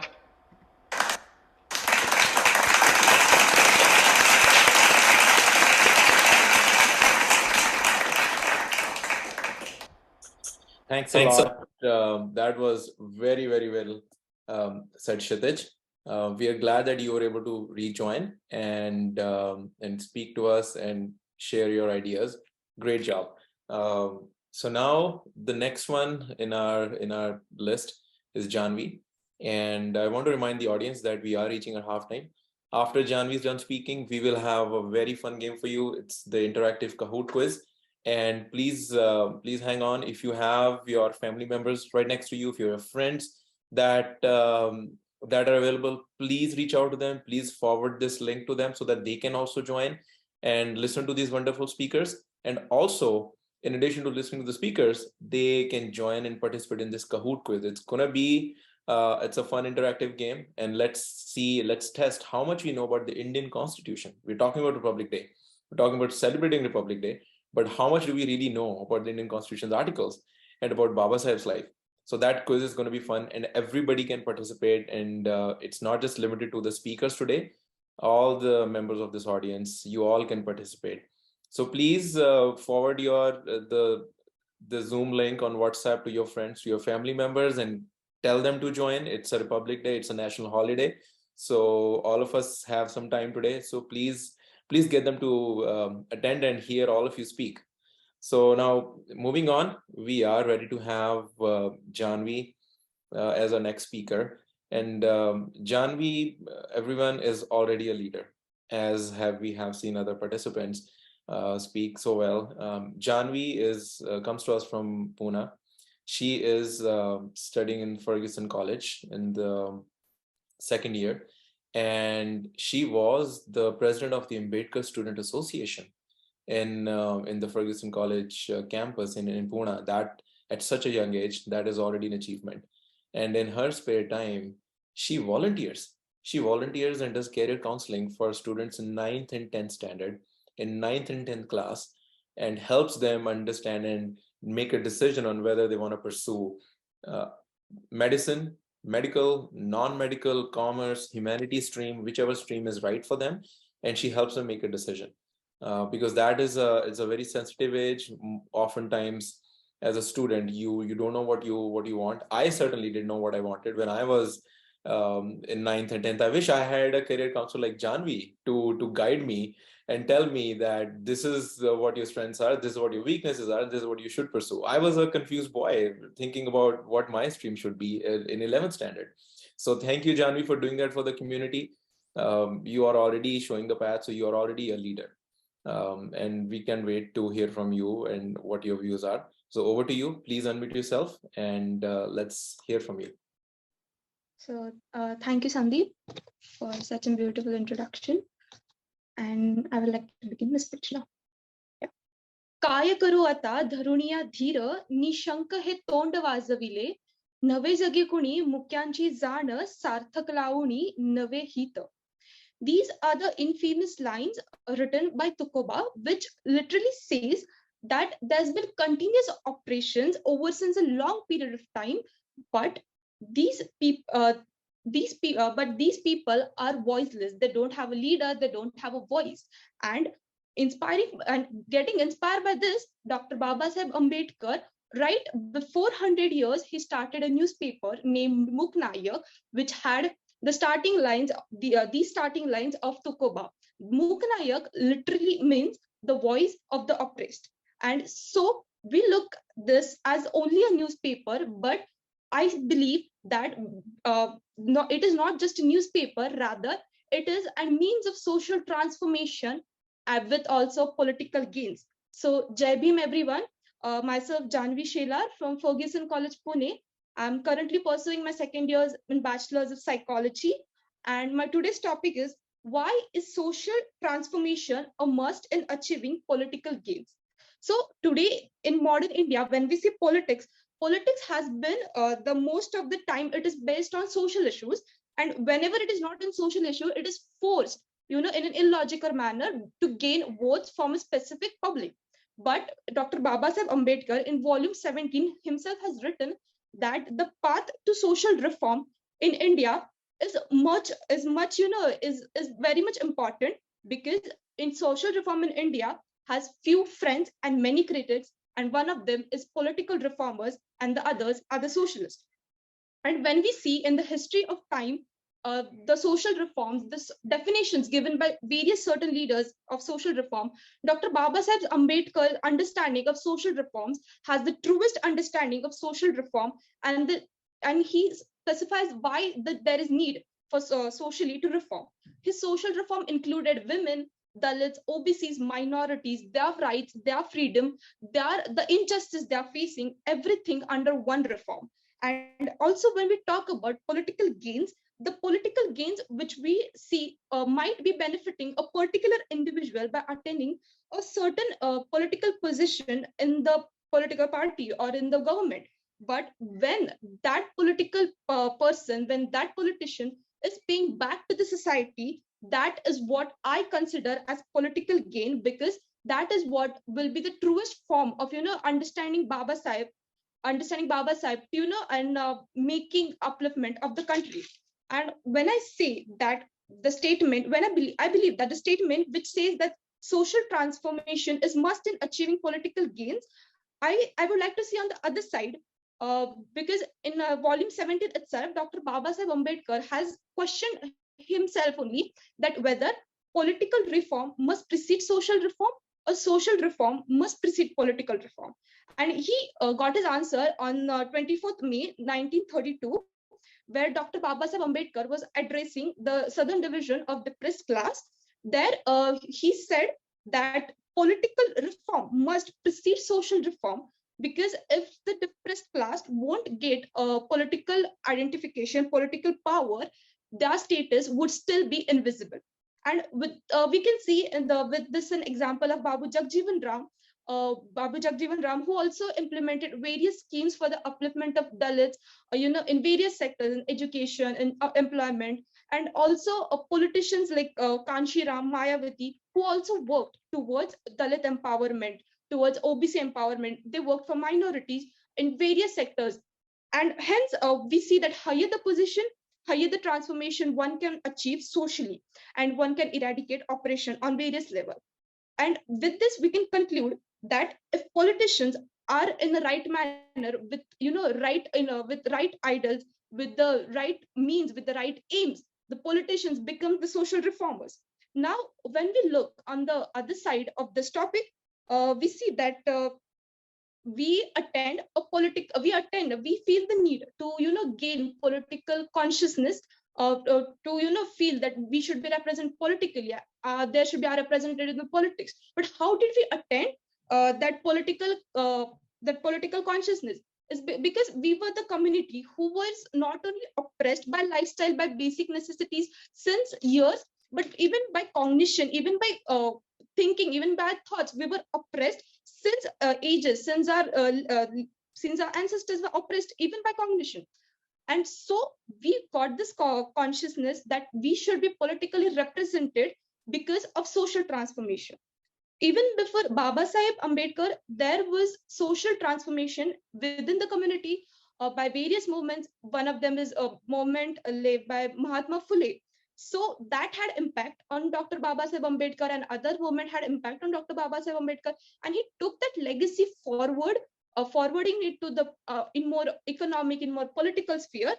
And even when we look at like in the contemporary era, within where you and I live, so we live mostly in the post-independence era. And when we see that even when we want the political freedom, the political gain, the political achievement, so that is because of the social transformation happened before us. The legacy Mahatma Phule, Shahu Maharaj, Dr. Babasaheb Ambedkar, Shivaji Maharaj, those have left for us, that has made us conscious politically, not only socially, economically, but even politically. And in country like India, there have been attempts to change the constitution, to oppress, to more oppression to the oppressed. But when we see that every government has literally failed to truly stand for the rights of the oppressed, the Dalits, the OBCs, the minorities, even the women itself. So we see that this topic forms an important in today's, because there has been attempts to social transformation, yet the political reforms are not to its true form.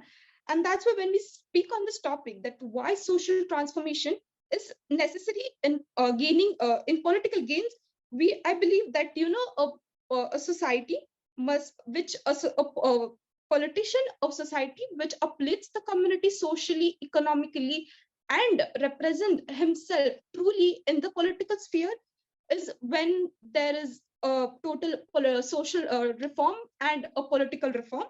And one should not be a puppet. A politician should not be a puppet of the social of the regime, of the government. Rather, even a politician representing him in the government, so he should question every injustice that is happening around, and he should stand for his community. The injustice happening towards his community, towards the women, towards the children, at very basic, at education, at health level, at every level. So that should what a politician can become a social reformer. That's what I believe in. And also when we see that over a period of time, the social transformation, the social reform, it is changing. So what social reform we needed at Babasaheb's times were different. It had another level intensity. What social reform we need at our moment, at our time, what political reform we need today is completely different. And let's not forget the roots. They had the roots, we had is the same, the motive is the same, but the intensity, the needs, they are different right now. Also, when we see that thousands of years before, Buddha socially transformed the society by showing a way to emancipate, to liberate people in their true life. And it eventually led to political gain of Mauryan empowerment, of the Mauryan dynasty. So Buddha transformed the society and it gained the Mauryan politically. Also, we see that the Mauryans had reached its peak when at the times of Ashoka. And when we see that Ashoka also transformed the society, though he gained a political position in the society, but then also he transformed the society socially by spreading Buddhism all over the world, due to which you and I, even Baba said, gave us Buddhism, due to which we are emancipated, due to which we know a life form, due to which so that social transformation happened thousands of years ago, and that has still effect today. So Buddha led a social transformation which led to the political transformation, the political reform, by the help of the Mauryan dynasty, by the help of Ashoka, which Ashoka again led the social transformation. So that would, what my conclusion will be, that a social transformation creates consciousness, the initial consciousness we require for the political gain. But then again, taking on that essence forward, the political gain, when we forward it, the true essence of that initial social transformation, when we forward that with a political gain, there can be more of social transformation in the in the more contemporary form, in the more what we need. Thank you.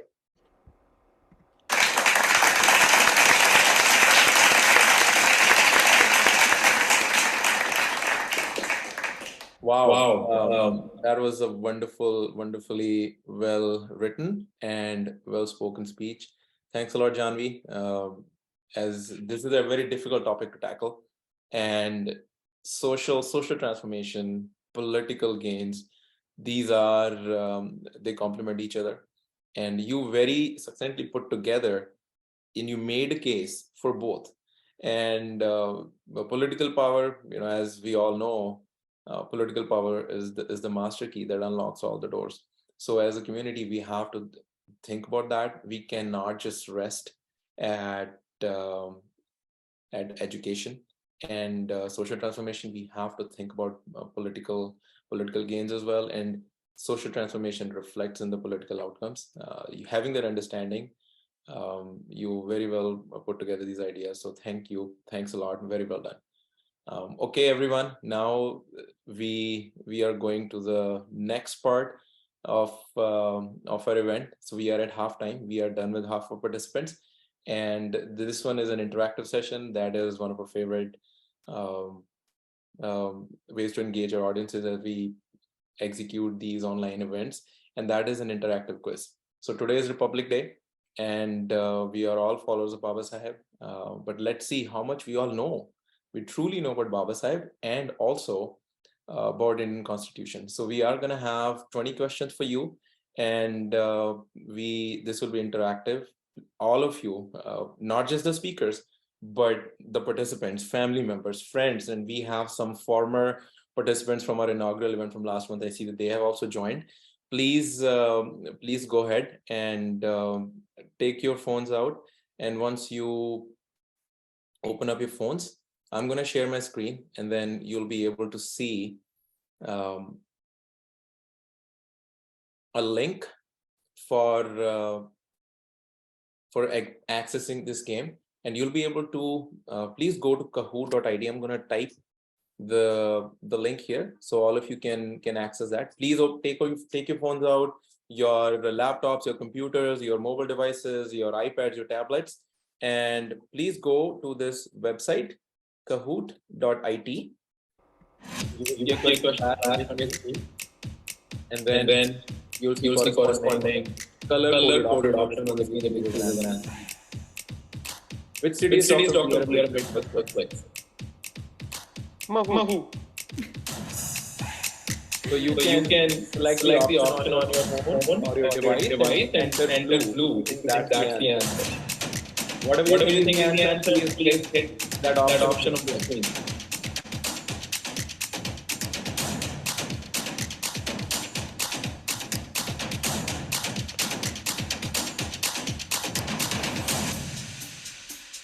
Okay, yep, the answer is now in Madhya Pradesh. Okay, now let's move on. So Shubham got this answer right, but he got it quickly, faster than anybody else. Okay. How many words are in the Constitution? 50,000, 90,000, 80,000, and then more than 1 lakh 45,000.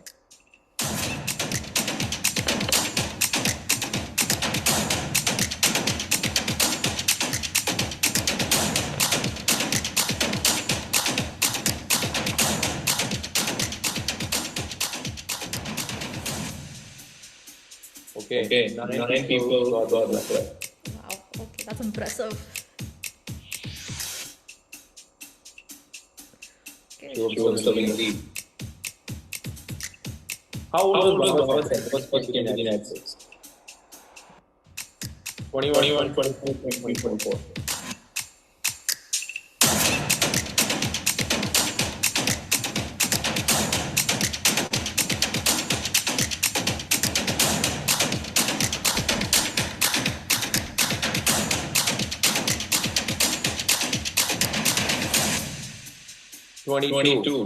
At the young age of 22, Baba Saheb came to the United States, Columbia University.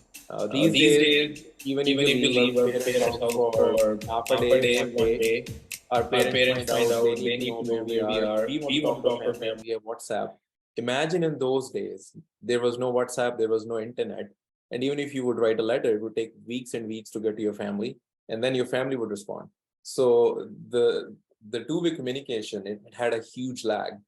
And in those days, Baba Saheb came by himself without any family member by his side, without any resources, not knowing anybody locally, just relying on his university professors and fellow students and mentors to not only adjust to the climate, to a different country, coming from India, a warmer climate, going to New York. It gets quite colder, there's snow, not knowing anybody there, still doing what he did. That's remarkable in those times without any internet. So just think about that. At such a young age, he was able to achieve what he achieved. Yeah, thanks to all those participants who got this right, 4 of them. Now let's see the score. Priya is now up at 2543 points. Let's go to the next question. When did the Constituent Assembly adopt the Indian Constitution? November 26, 1949, December 25, 1949, January 26, 1950, April 14, 1949.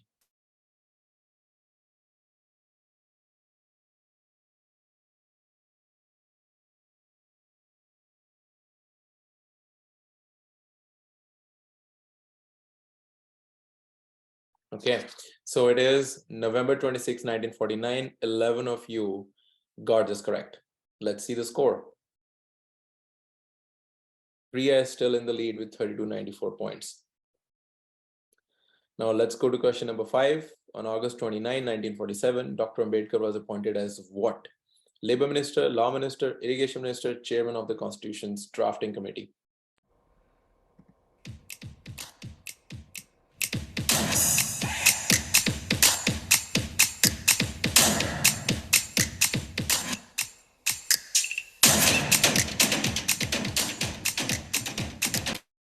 Chairman of the Constitution's Drafting Committee, and 4 of you got that right. Let's see the score. Shubham Gautam is now in the lead. Okay, next question. How many members of the Constituent Assembly signed and the adopted Constitution? How many people? 283, 100, 523, 22.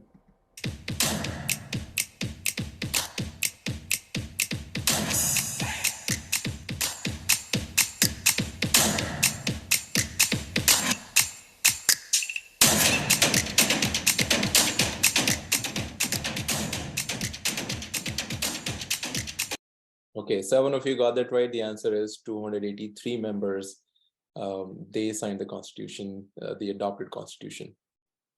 Okay, so the score is Shubham is still in the lead. Shubham Gautam, 47654.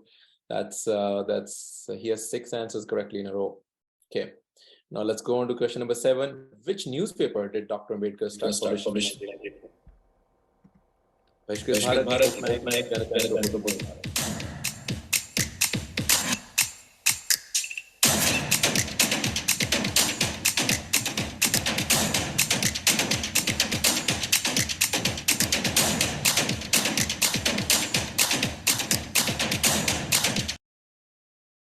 Okay, the correct answer is Mook Naik, and 8 of you got that correct.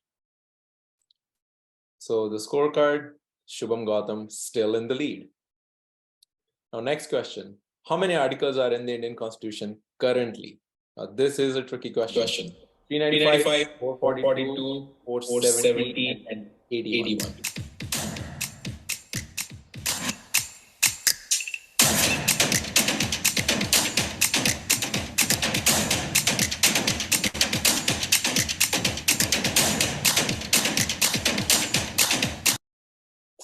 And the answer is 470. So when the Constitution was written, when it was added after all the deliberations, we had 395 articles. But then later on, what had happened is we got a lot of amendments, we got a lot of new articles inserted, and then the legislative assemblies, the members, the lawmakers at the time, they decided to make them alphanumeric. So then you would see earlier on we had, let's say, for example, Article 21. Later on with these amendments and when new content got added, they started using alphanumeric numbers to say Article 21A, Article 15A, and so on and so forth. So if you look at the total count as of today, including those new additions with those alphanumeric additions, it stands at 470. Let's look at the score. Let's see who is Shubham Gautam still in the lead. Now let's move on to the next question, question number 9. When did Mahar Satyagraha take place? A bunch of speakers today spoke about it. This should be an easy question.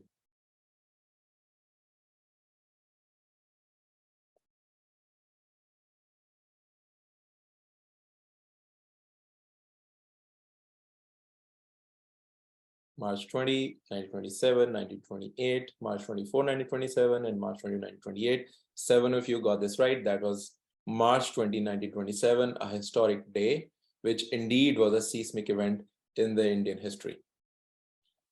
Scorecard, still Shubham Gautam he still is in the lead. Okay, question number 10. Which article of the Constitution abolished untouchability? Article 17, Article 15, Article 14, and Article 12.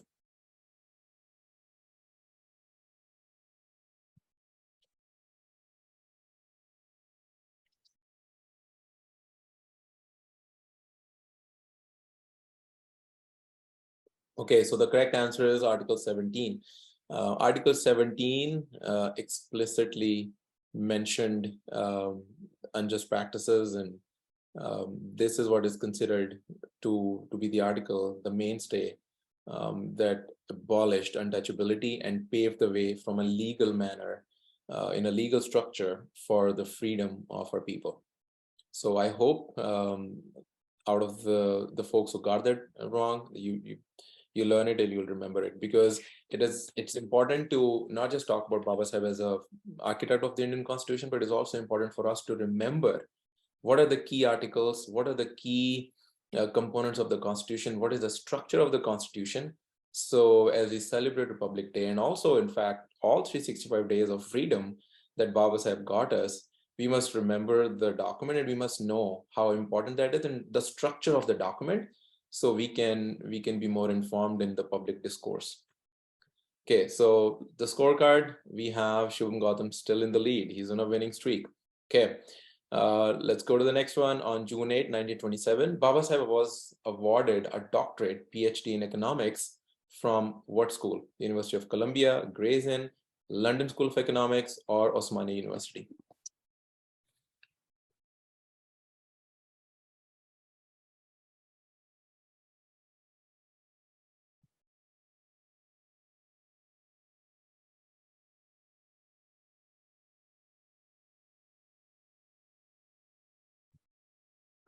Okay, so the answer is University of Columbia.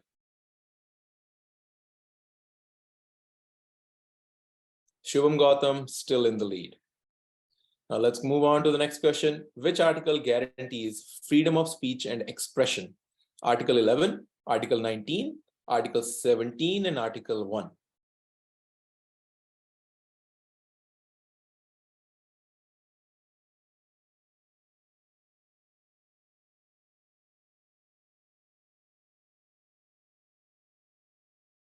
No, we don't hear the echo now. Okay. Okay, so the right answer is Article 19, and 12 of you got that right. That's excellent. So the scorecard, we have Shubham Yadav now in the lead. So Shubham Gautam is now in the second position. So come on, the other participants, you can still catch up. We still have ways to go. Like the last Question- two ones are competing here. Yep. Question 13. Dr. B.R. Ambedkar was invited to serve as the nation's first what upon independence? Labor Minister, Finance, Law, or Social Welfare Minister? Okay, the answer is Law Minister, and 7 of you got that right. Shubham Yadav again. Great. So question number 14. How much time did it take to write the Constitution? 2 years, 11 months, 18 days, 3 years, over 5 years, 6 years, 9 months, and 9 days.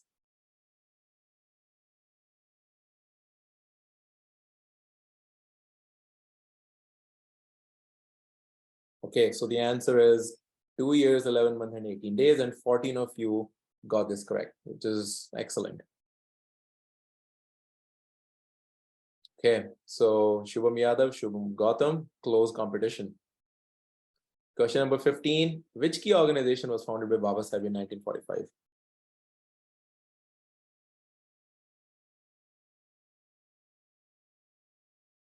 People's Education Society, Independent Labour Society, Republican Party of India, All India Scheduled Caste Federation.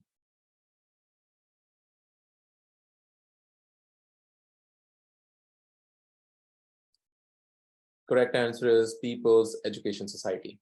Only one got it right. I wonder if the score is now going to change. Oh. Still Shubham Yadav in the lead. Okay. Now let's question number 16. Which article is called the heart and soul of the Constitution and guarantees the right to constitutional remedies? Article 21, Article 32, Article 19, or Article 1? Those of you who are studying law and constitutional law especially, you should know this.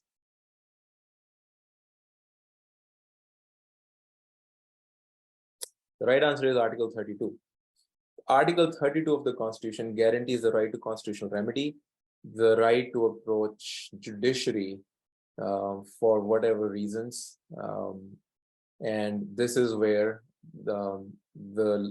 this article lays the foundation for a just society in India.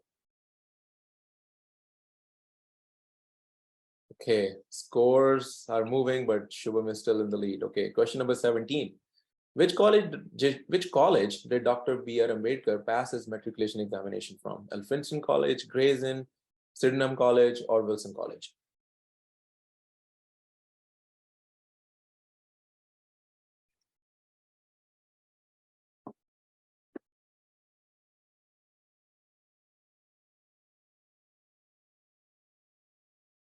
The right answer is Elphinstone College, and 8 of you got that right. Okay, still nothing changed in terms of the winner so far. So question number 18, 3 to go. You still can catch up. From which country is our concept of bicameral legislature inspired? As you know, we have Lok Sabha, Rajya Sabha, the bicameral legislature, USA, France, Britain, or USSR. Which country did we take this inspiration from?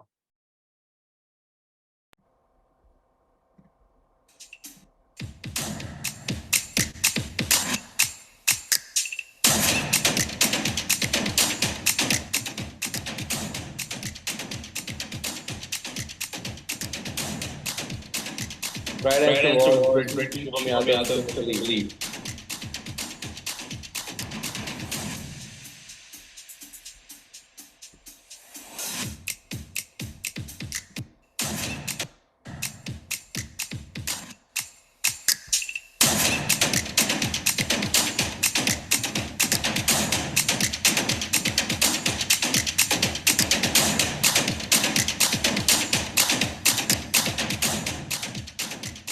Barrister at law was the degree that Baba have received from Case in London. Shubham Gordon now is in the league. Okay, so final question. Are you guys ready? Which part of the Constitution describes the fundamental right of every citizen?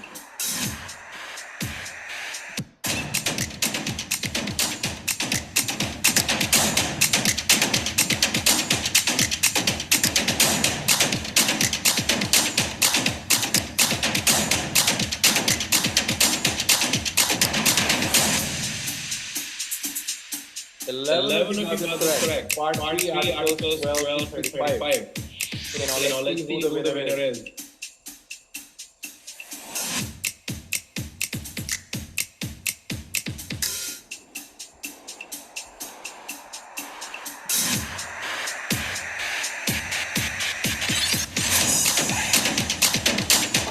Well done, everybody.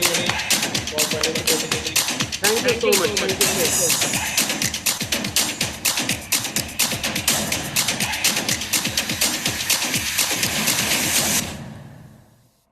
I hope all of you liked it. This concludes our halftime. We have completed 8 participants and we have completed the Kahoot quiz. And moving on, I will hand over to my co-host for the day. Your co-host for the day, Priyanka Zadavji. Take it from here. All right. So we are actually at halftime, so we want to take a break before we move on to the next set of speakers. Let's just take a break for 5 minutes. So I'm going to put a timer here for you guys and let's just reconvene. Sanjeevji, can you please allow me to share my screen? Oh yes. Please take a break. So we are going to move on with the next set of participants now. Do we have Komal Shirsath on the call?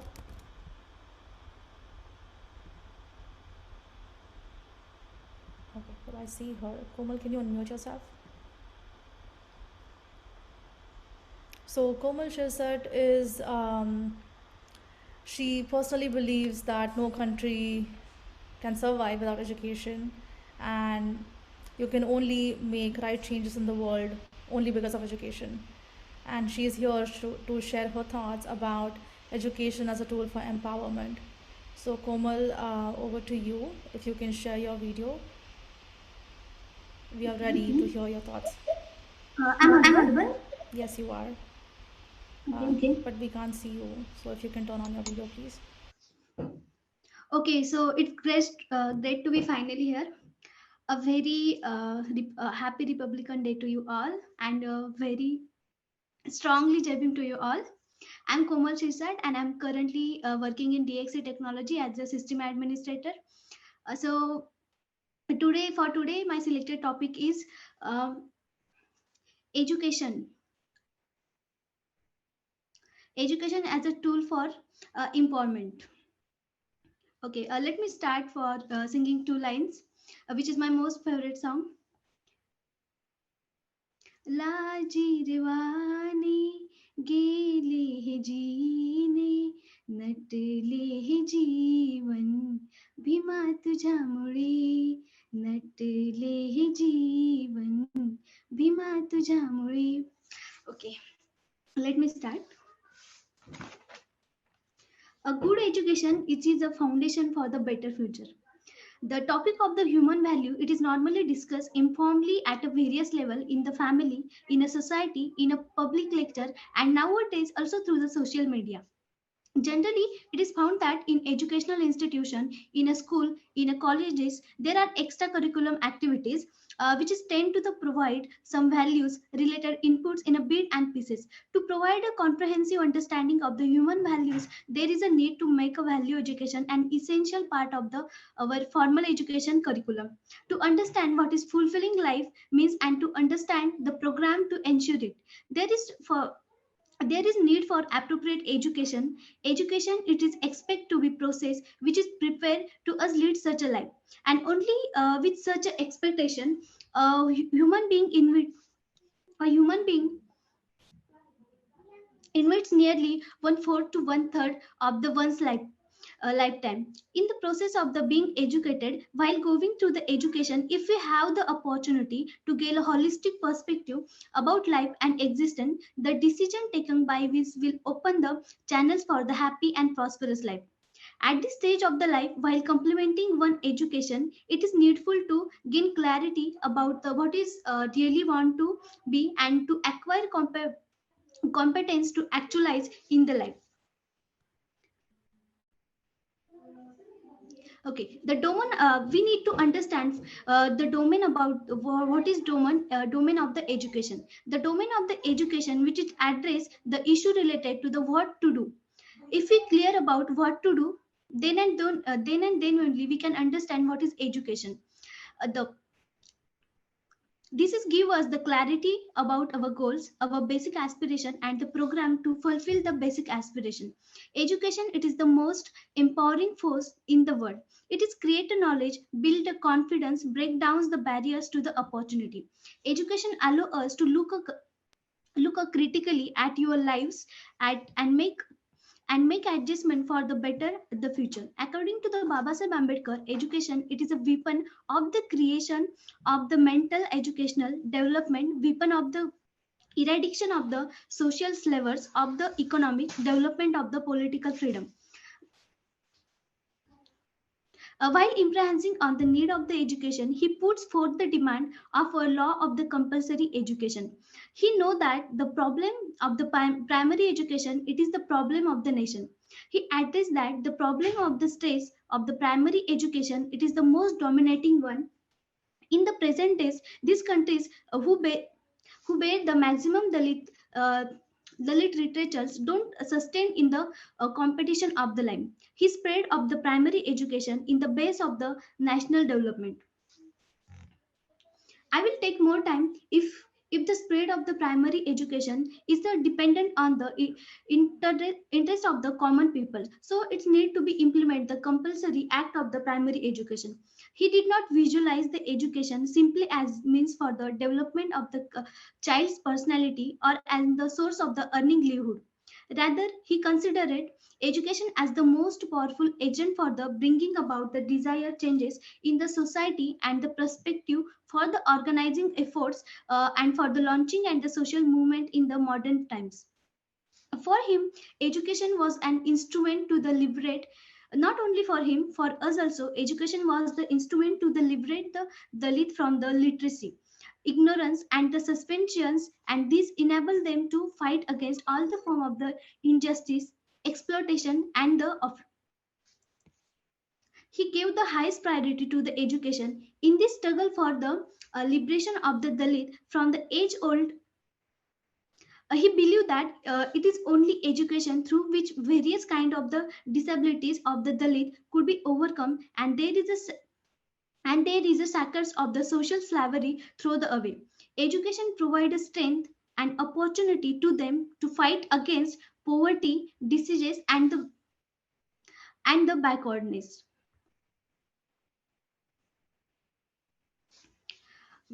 We need to understand what is the education and the knowledge first. Knowledge means light. The light should become the base on the social economics and the moral development of the man. The contents of the knowledge should be social and the education in the weapon by which man can be free from all the exploitation, rise the revolution against the slavery.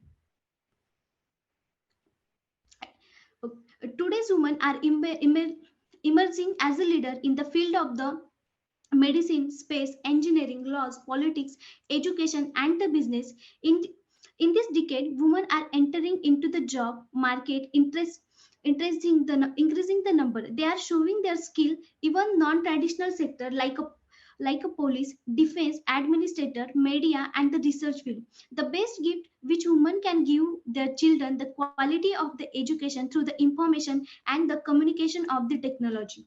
The the Self-Employed Women's Association was the first establishing technology information center in the 11th district of the Gujarat.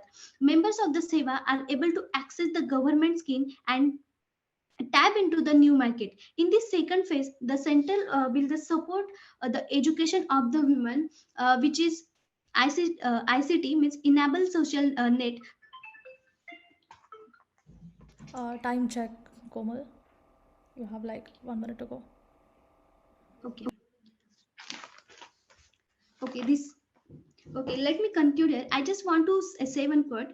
If you are not willing to learn, no one can help you. But if you are determined to learn, then no one can stop you. No one can stop you at all. Thank you. Thank you so much for giving me this opportunity.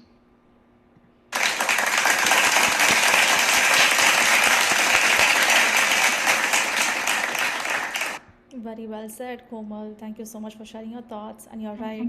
If you have the will, there is a way, and no one can stop you for sure.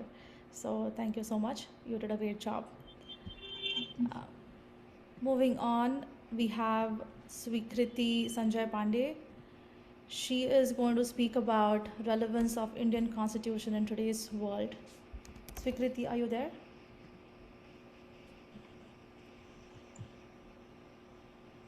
Ma'am, my topic is education is a tool for empowerment. Okay, cool. Okay, so her topic is education as a tool for empowerment. We had it noted incorrectly, so my bad. So Sweekriti is she loves to write and she loves to, read and want to get knowledge in various fields. So let's hear out from Sweekriti. If you could start your video and put forth your thoughts. You're ready.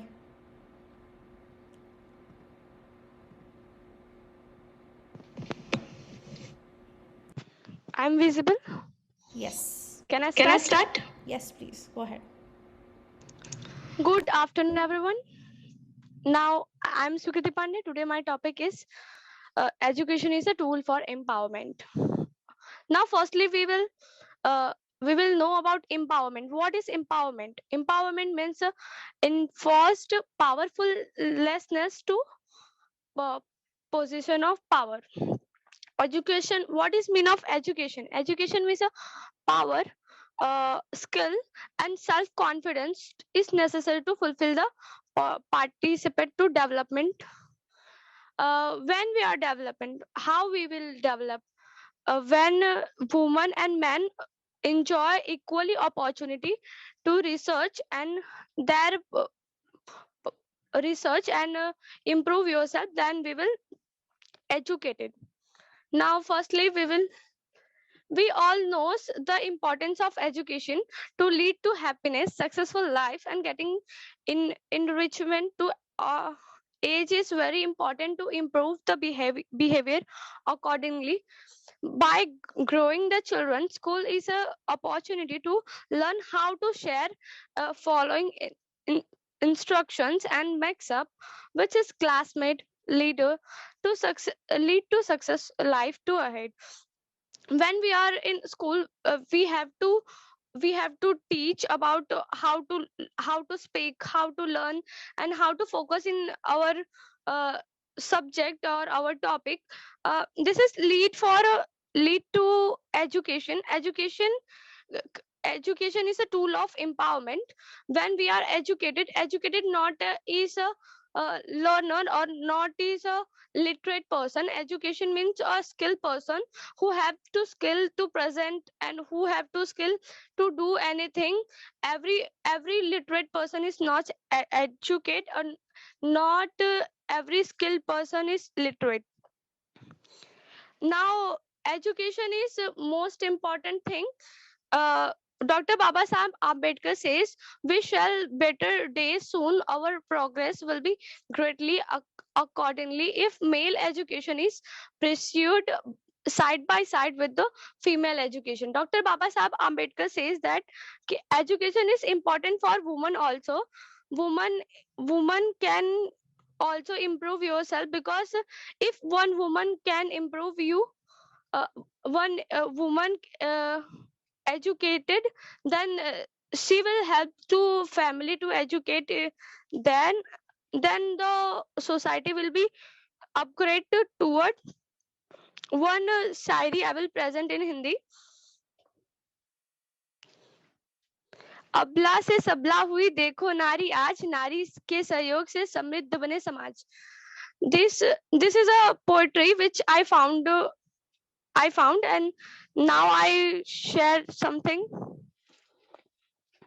Dr. Baba Saheb Ambedkar uh, says the empowerment refers to increasing the spirituality, politically, social, or economic strength of individual and the communities. Empowerment is a autonomy of women, and empowerment is a political, social, economic, and health status is both a highly important and life of necessary for the achievement of sustainable women development. The role played by Dr. Baba Saheb Ambedkar as a chairperson of drafting committee of a constitution has left the importance on the society, capacity and country after independence, and the sap of social political fabric of the Indian today. He attempted forgive India moral and social foundation as a new treated the heart of political order in the constitution. Dr. Baba Saheb Ambedkar is a father of constitution, but after that we see the various books, and now we know about the Dr. Baba Saheb Ambedkar. He is a serious scholar, good teacher, effective lawyer, and community writers, social and powerful leader, and fearless fighter of human rights. Dr. Baba Saheb Ambedkar was born on April 14, 1891 in Mau. Dr. Baba Saheb Ambedkar's father, he is a subedar in army, and his mother Bhima Bai Sakpal was a housewife. Because of the Achut Parampara, where is Ambedkar was treated as an untouchable, he tried to reduce that untouchability, because untouchability is a very bad for the society. If anyone want to educate it, then he have to right to educate. Then they try to reduce they reduce untouchability, and now he get a success in 2023. Now we realize that Dr. Baba Saheb Ambedkar plays an important role in economics. Now I end with my topic. Thank you for listening me, and thank you for encouraging me.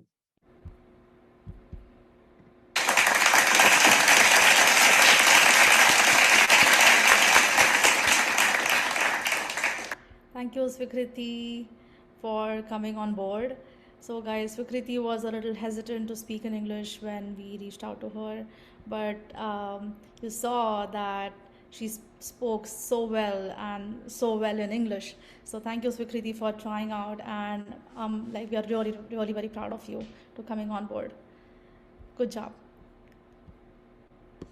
Moving on, we have Chaitanya Bankar. Chaitanya is pursuing BA in Liberal Arts at Savitribai Phule, Pune University. He's majoring in Business Administration with Law minor, and he is from Sogras Village, Nashik district. Ever since his school days, he has always been that enthusiastic kid who jumps at the first public speaking opportunity he gets. He calls himself a speaker and a debater and a poet as well. So he is currently also working with Eklavya India for the last 2 years at the grassroots level to democratize higher education. So we have a leader amongst ourselves, and I can't wait to hear him. So Chaitanya, please go ahead, and we are waiting for your speech. Yeah. So am I audible? Yes, you are. Okay. So, hello everyone. Some teachers from Western Maharashtra once went to Paunar to meet Acharya Vinoba Bhave. The teacher requested him to give an instructive message. Vinobaji asked him, "What do you do?"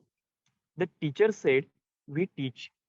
Vinobaji said, "Don't teach."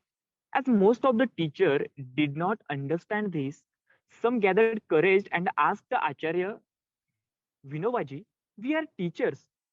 Teaching is our prescribed work. If we do not teach, what will become our job? Vinobaji said, how can I tell you not to do your work? But your job as a teacher is not to teach, but to motivate students to learn, to empower their natural desire to learn. Because teaching is artificial, learning is natural. And similarly, Baba Saheb once said, education is milk of tigress. Who will drink, he cannot stay without roaring. Education can be an effective tool for empowerment. And good afternoon, everyone. I'm Chaitanya, speaking on the topic of education as a tool for empowerment. First, we need to understand what exactly empowerment is. According to the Cambridge Dictionary, the process of gaining freedom and power to do what you want or to control what happens to you means empowerment. Also, the process of giving a group of people more freedom or right is empowerment.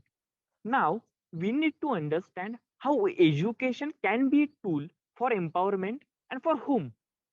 I think that education is a tool for empowerment for depressed people in terms of social, economic, cultural, and educational empowerment.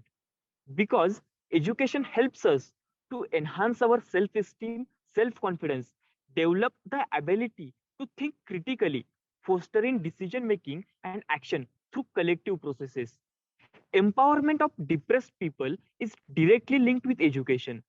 Education is considered a key instrument for change which is responsible for national development. Baba Sahib's educational philosophy stressed the development of person and their environment. He strongly believed that education should be provided without any discrimination to all the citizens of independent India because education is something which ought to be brought within the reach of everyone. He believed in liberal education based on the religious inspiration of non-theistic nature. Education, according to Baba Saheb Ambedkar, was a blend of pragmatism of Duyu and the Dhamma of Buddha. He thought that education would enlighten the people and bridge the gap between the higher classes and the untouchables. The objective of primary education is to see that every child that enters the portals of a primary school does not leave it only at a stage when it becomes literate and continues to be literate throughout the rest of his life. Dr. Ambedkar identifies two purposes of knowledge. First, to acquire it for the betterment of others, and secondly, to use it for one's own betterment. He emphasized on secular education for social emancipation and freedom. Education has the sole purpose to enlighten the depressed classes as to enhance their cause of social, economic, and political upliftment. The social and ethical philosophy of Baba Saheb aimed at making the depressed people aware to change their thoughts and old behavior patterns and to move forward in the direction of unity and freedom through education. The basic theme of his philosophy of education was to inculcate the value of liberty, equality, fraternity, justice, and moral character among the boys and girls of all religion, region, caste, class, and caste. Baba Saheb listed three components as objective for policymakers. First, recasting the aims and purpose of education. Second, education as an instrument of substantive equality. And third is women's education. Baba Saheb knows that education is the only key for the empowerment of the people. His view of about the knowledge is quite broader and ideal. Knowledge means light. This light should become the base of the social, economic, and moral development of man. The context of knowledge should be social, and education is the weapon by which man can be free from exploitation, raising the revolution against the slavery. He says that intellect is like a sword, and every society and group recognize the man bearing it. The cleverness and intellectuality need good character and politeness. If the people become educative. Without this, then the nation and the society will be destroyed. The education is that which builds man. A unique combination of knowledge and intellect is equal to the education. The achievement of self-reliance through knowledge is the main purpose of the education. Therefore, education is the only tool for the empowerment of depressed people. For Dr. Babasaheb Ambedkar, education was the main key to the to open the doors of light, vision, and wisdom. Take education, be united, and do the struggle is the main message of his to the society and nation. He says that education and society have a bounded relationship because the progress and development of society is possible only through the education. He believed that education can act as a change agent to bring equality in the society. He had done plentiful to awake the depressed classes, to make them aware of their situation, to raise their voice and show them education as a path for their political, economical, and social upliftment. He motivated Dalits to merge with the upper class in social, economic, and political aspect through the slogan of educate, aggregate, and organize. Also, he ensured educational rights of all sections of Indian society by providing certain rights under the Article 30 and 29 in Indian Constitution. Now, it is our responsibility to carry forward his thoughts and ideas, and also to use education as a tool for empowerment for ourselves and also for our society. That's all. Thank you. Thank you.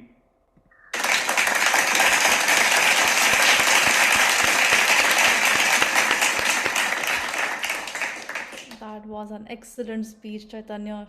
Amazing thoughts. Love the way you think and love the way you put forward all the thoughts. Thank you so much for sharing. Sandeep, do you want to add anything? I see you are very happy with the speech. I'm thrilled and the poise, the delivery, the idea, the presentation, and how critically he posed education and how Baba Sahib laid stress on that. The quotes he gave, the delivery he made was already of an established professional public speaker. Chaitanya, you already are a leader. Looking to hear more from you in the future. Thank you. Yep, absolutely. All right, so we are going to move down the list, guys. Next up we have Sanjay Kumar. Sanjay, are you there? Can you unmute yourself? Oh, yes, I'm here. Okay, great. So Sanjay Kumar, he is currently pursuing sociology honors from Sri Venkateshwar College. He says learning about Dr. Ambedkar for the first time gave him a lot of new perspective about the society. And he also believes that a lot of questions could get their answers just through the writings and speeches of Dr. Babasaheb Ambedkar. So today he's going to talk about why is social transformation a must in achieving political gains. So Sanjay, over to you. Thank you very much. Am I audible? Yes, you are. Okay, so I'm Sanjay. I'm currently pursuing my socio honors from Sri Venkateshwara College, which comes under the aegis of University of Delhi. I would be talking about why social transformation is a must for political gain. Ladies and gentlemen, history bears the proposition that any political revolution that has come, it has always been preceded by any religious or cultural revolution. Let us look at the world and try to get examples from different corners of the world. We know about Martin Luther. He brought in a religious reformation in Europe, and which set the ground for political emancipation of Europe. So the case with the Gupta dynasty, Chandragupta Maurya, Chandragupta Taj rule was actually been successful because it was Mahatma Buddha who set the ground fertile, and therefore the regime flourished. So the basic question that I try to answer here is that emancipation of mind and soul is primary. It should always precede either economic reform or, to say, political reform. I have tried to understand the role of social transformation through three different glasses. First is looking what has been told before Ambedkar, what has been told by Ambedkar, and then what has been told post-independence, or to say post-Ambedkar period. So I would be looking at this topic through three different lenses. So firstly, let us try to understand one of the most significant event that happened in the history of India. It was foundation of Indian National Congress in 1885. And to your surprise, we know that Indian National Congress was the formation of INC was aided by foundation of another organization called Social Conference. So INC was made for the cause to address the weakness that existed in the political system of nation, wherein Social Conference was made to address the weakness that existed in the social organization of the country. It is another thing that Vyomkesh Banerjee, who happened to be the president of Indian National Congress in 1892, he paid the obituary tribute to the social conference, but it doesn't omit the question as to why social reform should not precede political or the economic reform. I have just a question to ask all of you, that are we fit for political power even though if we don't allow our fellow citizen to sit in the same class and study together?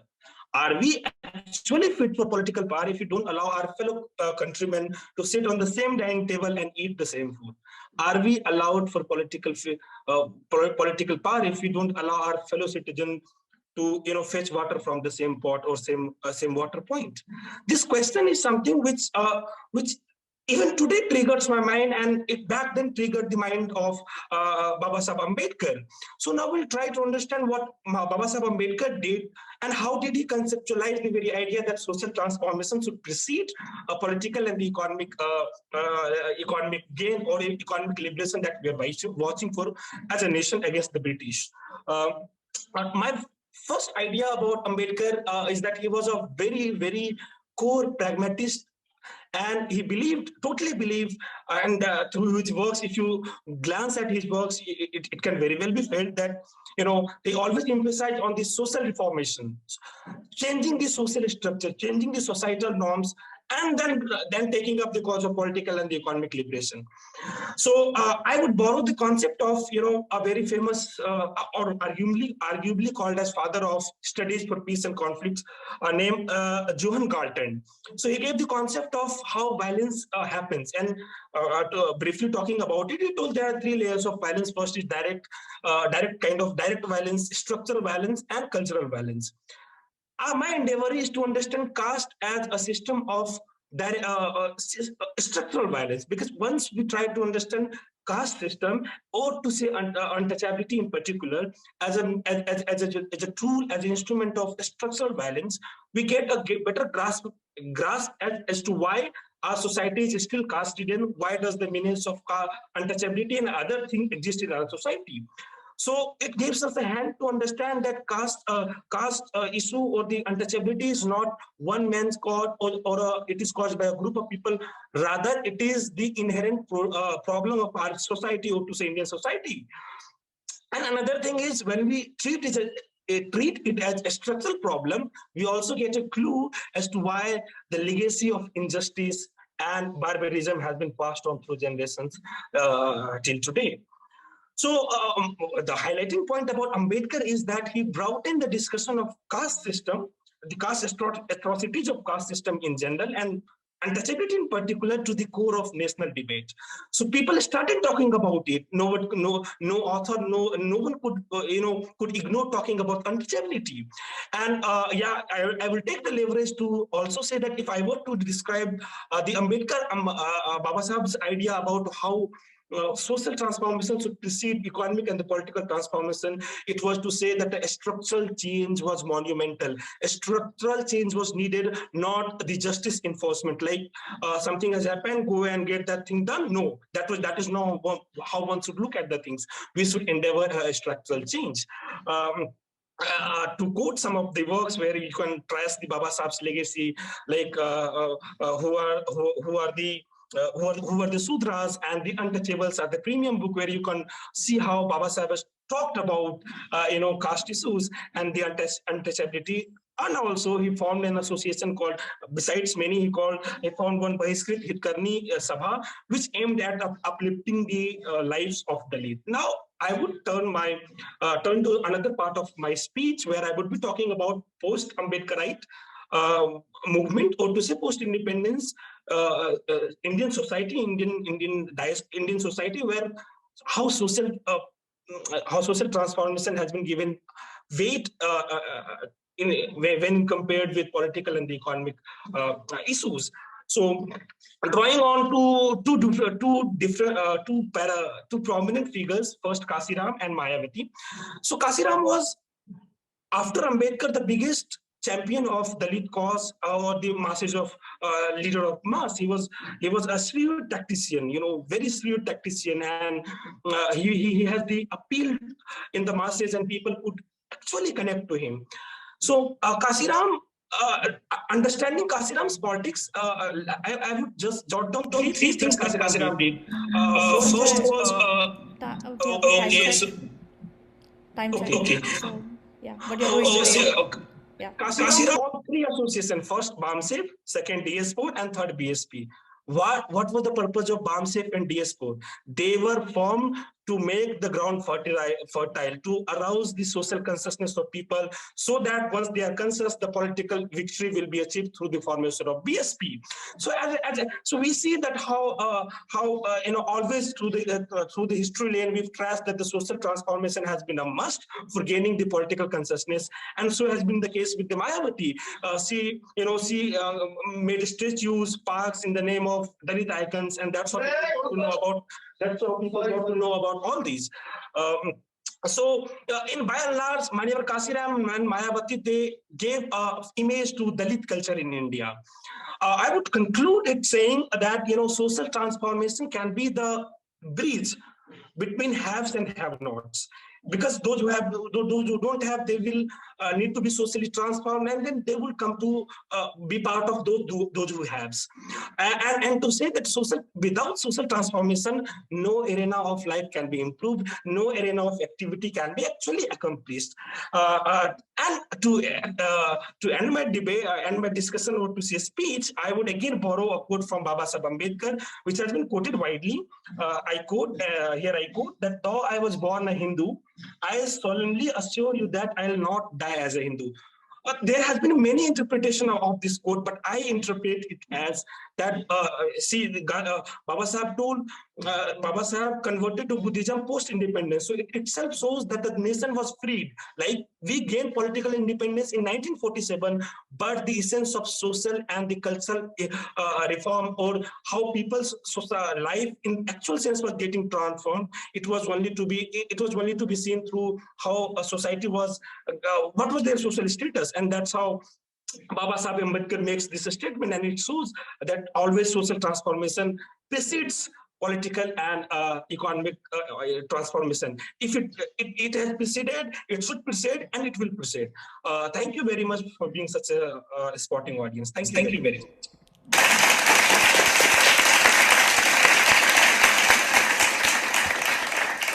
Oh my God, what a speech. That was excellent.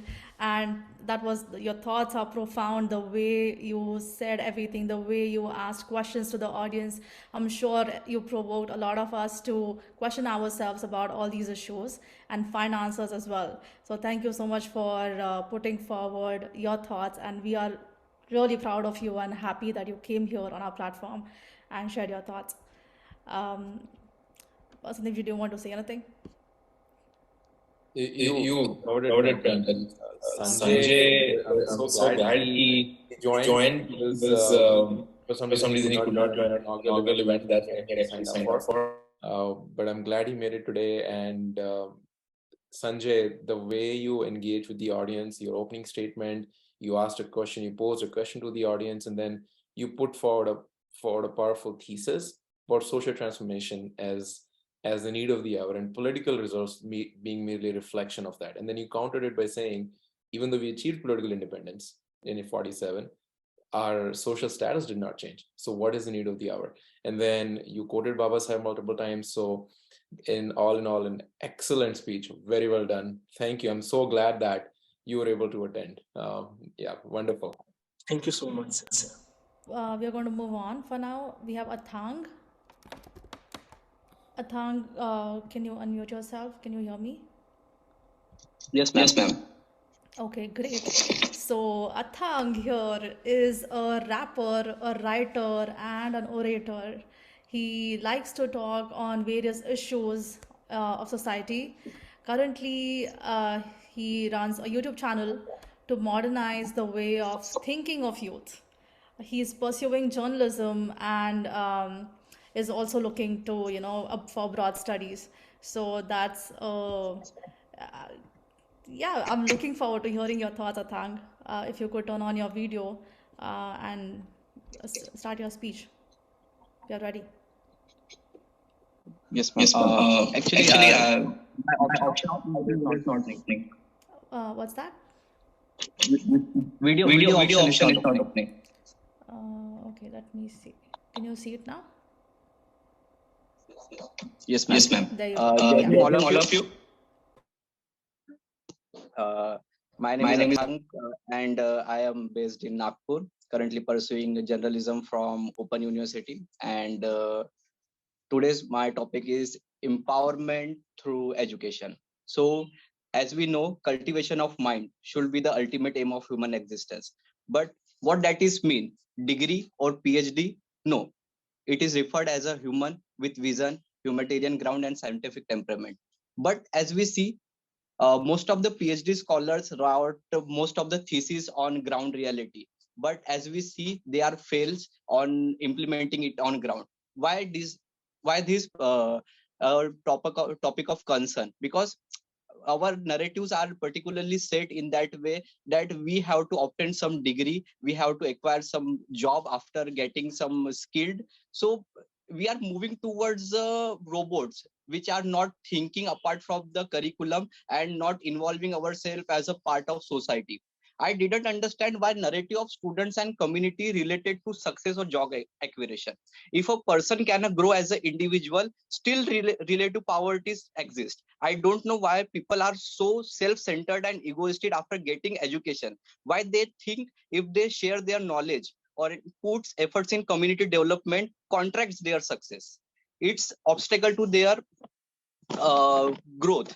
I see it's like they have obstacles in their critical thinking. If they didn't think for a community development, they are fail as an intellectual. They are not implementing their education and they are destroying the soul of education. Education makes you empower, not egoistic and centric. If you are centric, then your education is not ethically equipped and morally strong. We default our learners for life. In our life, we learn from a taxi driver to businessman, a labor to HR. Because when we are truly educated, we are stop differentiating between rich and poor, caste and various aspects of society that sets by particular society. We break the wall of differences. We don't categorize people according to their achievement of degree and package. We start looking them as a human first. As Buddha say, we see other as we are. If we see sweeper as an uneducated worker, so we are a sweeper first. If we think wealthy as a supreme and bow down before that, we are not empowered educationally. Our community youth has to be decide that what's to become a social person is not contracting their success. We youth are in this mindset, don't know I don't know about the intellectuals and the degree holder enjoying the benefits of reservation, and the people who sustain their reservation are belong to slum, who grab the flag of Jai Bhim and start agitating, protesting against the state. But the persons who are intellectually strong not taking part in that processes. The reservation of that intellectual class is protected by the slums. So I think the people who belongs to slums are more empowered by education apart from this degree qualification. And most of the things that we see in our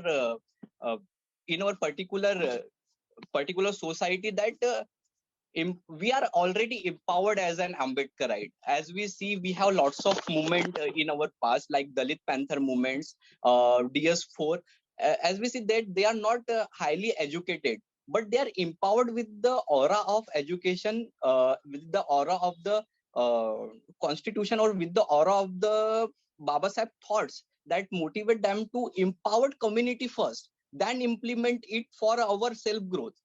After that we can achieve the exact thing of education. And we as an education as an student, we have to think apart from the boundaries of nation. We have to create a global community to think technological in technological aspect, in sense of social reformation, in sense of development. It's not like that Baba Sahib movement is only related to the social change. As we see, Baba Sahib is a is also architecture of modern India. His high contribution in RBI economic policy, in as we mentioned in thesis, problem of rupees. He have contribution in Bhakra Nangal Dam, and he also have a scientific temperament to develop a society as an as a part of a global community. They are not only focused on the social status of the society. As we see that empowerment is equal to job acquisition, and education PhD holding is setting very strongly in our community, and it created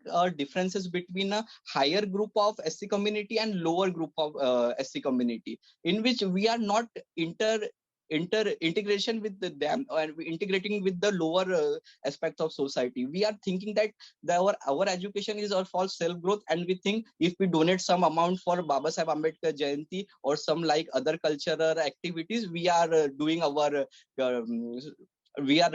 duty to community. But it's not like that. If someone is acquiring education in post graduation, he also have duty, responsibility, moral responsibility to educate our surrounding, our people, our youth, to with the use of proper media. Now media is reach to every aspect of society. So why not we are using this updated technology to the particular sections of society? Why we are not implementing our knowledge to empowering others? Why our knowledge is so self-centric that we are not able to deliver our thoughts and the aura of Baba Sahib Ambedkar vision?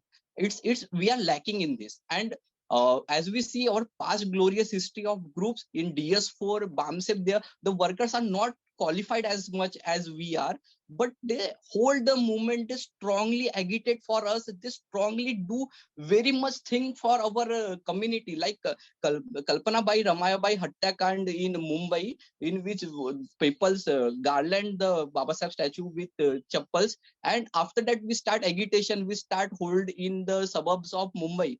After that, the Dalit Panthers come up, and we start protesting and starting revolt against various social issues. So we have to create a mindset that our education is not only a degree measure. It's all about to create a community who thinks apart from society, who thinks apart from technology, and trying to build a community network all across the globe. We are not here to set our limits in the nation boundaries, which are pseudolily promoted in our minds by this state, that you have not think beyond these boundaries. We have to break that boundaries and think beyond the globe to acquire the basic knowledge of the.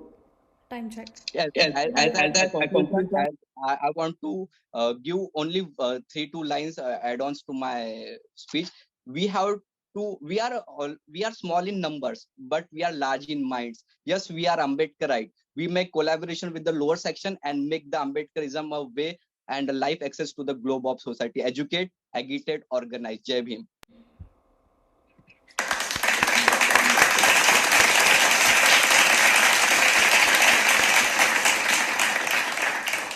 Excellent speech, excellent Athang.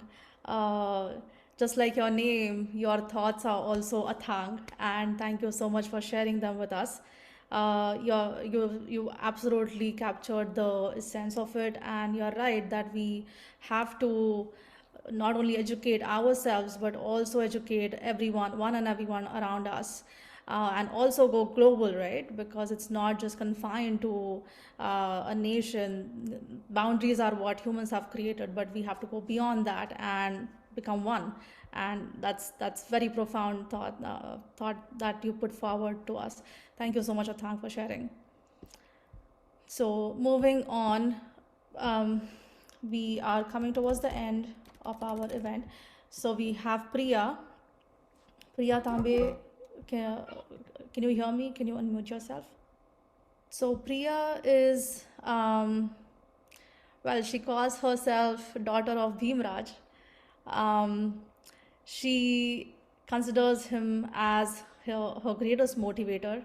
She says that they have a big frame of Dr. Babasaheb Ambedkar in her house, in the main hall, and whenever she feels demotivated or whenever she feels like giving up on her education or her dreams, she just looks at the frame and tells herself that his fight was more difficult than mine and mine is none. So we have Bhimraj ki beti here in front of us, and she currently works with an NGO.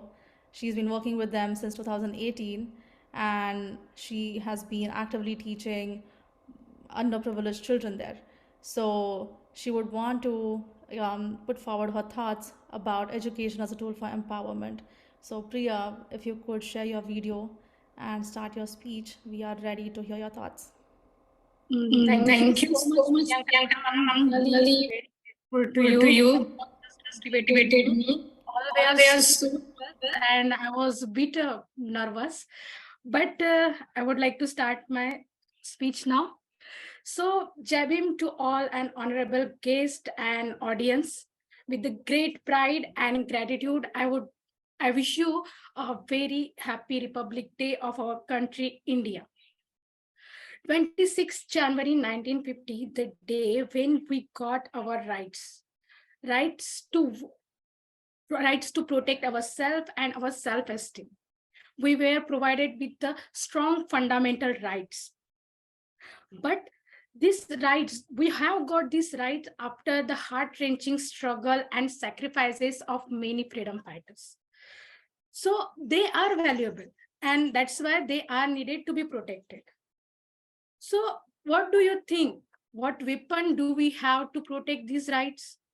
What weapon do a person of society, whether privileged or unprivileged person, have to protect his rights? And a common girl like me does have to protect my rights. I particularly mentioned word girl here because I am a girl, and there was a time when women were deprived of many basic living rights.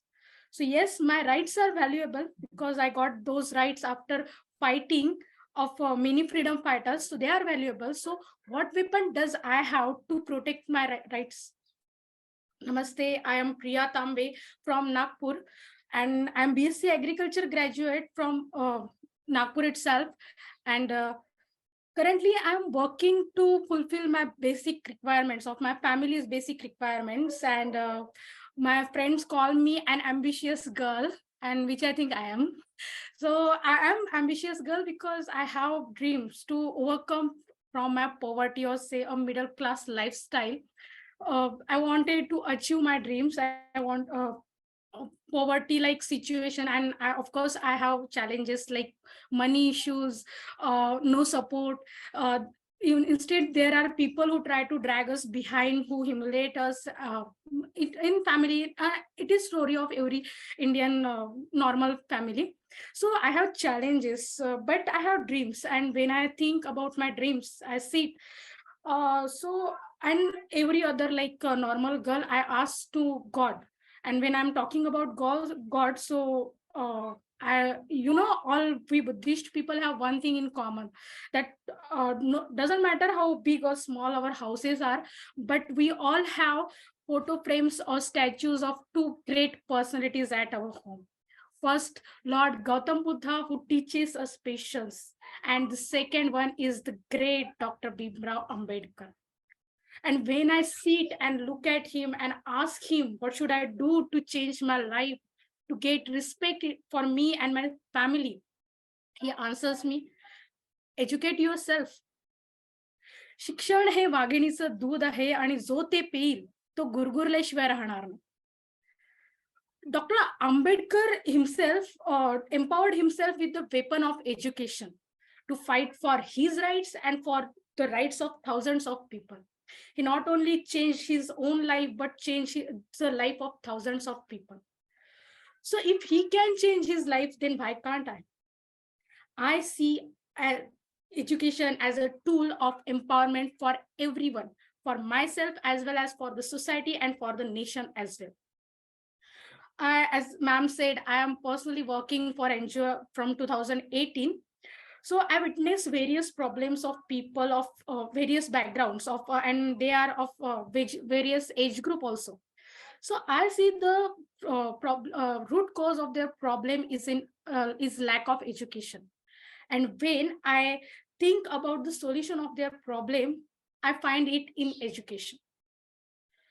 When education is must, education is now in our fundamental rights also. It is our fundamental right. So when a child gets education, it not only empower that particular person, but also empowers his family and so the society also.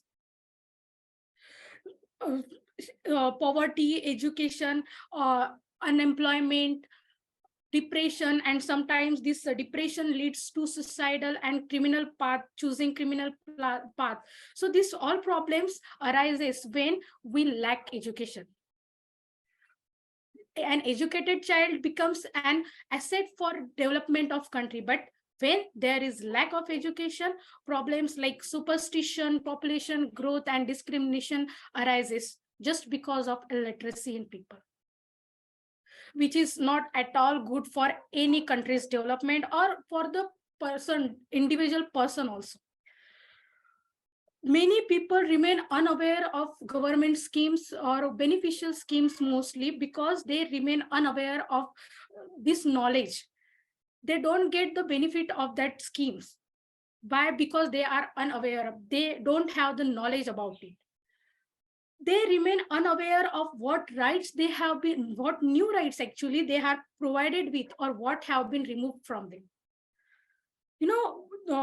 It was for this reason British were able to rule over Indians, because they knew that Indians were uneducated.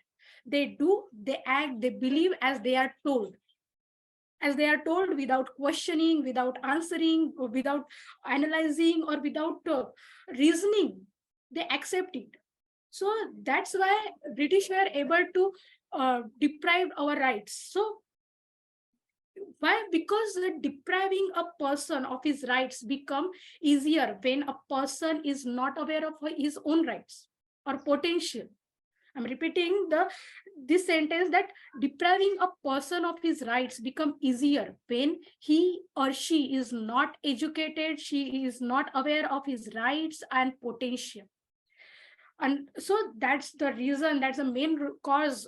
If you see that British were able to rule us, and unlike someone like Jyotiba Phule and Savitribai Phule and the great Dr. Bhimrao Ambedkar was born, who made society aware of the importance of education and the rights. The only tool that empowers any person, any individual person or society or a nation is education. I would like to conclude my speech or my sentence here with the belief in education. And I would like to say at last that educate yourself as much as you can and empower yourself with this education. Last, I would like to definitely thanks to public speaking education platform for giving me an opportunity to speak up here. And lastly, I would say we are firstly and lastly Indians. So Jai Bhim, Jai Hind, and Jai Bharat.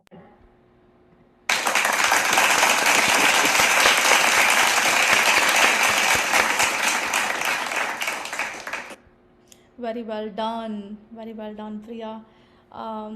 Thank you so much for sharing your thoughts and all the work that you have been putting in towards education of everyone around you since 2018. That's like really long time that you have been working on this. And yeah, you make us proud. You make our community proud. We need more youth like you to come forward and help everyone around and inspire them and motivate them. We can feel the fire in your belly because you shared your personal experience as well, and that's what we need. We need to question ourselves and then take actions, because those actions then have power, right? So thank you so much for doing your part. So guys, we are actually now are done hearing all our speakers that we had lined up for today. So we are going to take before we announce the winners, we would want to take a break so that we can decide. We had like amazing line of speakers, and I'm sure our judge has a difficult task to tackle. So we would want to take a 10 minutes break right now, and we will reconvene in 10 minutes and then announce the winners. Sandeepji, do you want to add anything? I'm just going to get the screen shared until then. No, thanks, man. You covered it well. Let's take a break. And I know the audience is eagerly waiting for the winners. So let's not delay it further. Right. Okay. So coming up, some music for your entertainment. See you in 10 minutes, guys. Okay, so guys, we are back. I hope you all are here.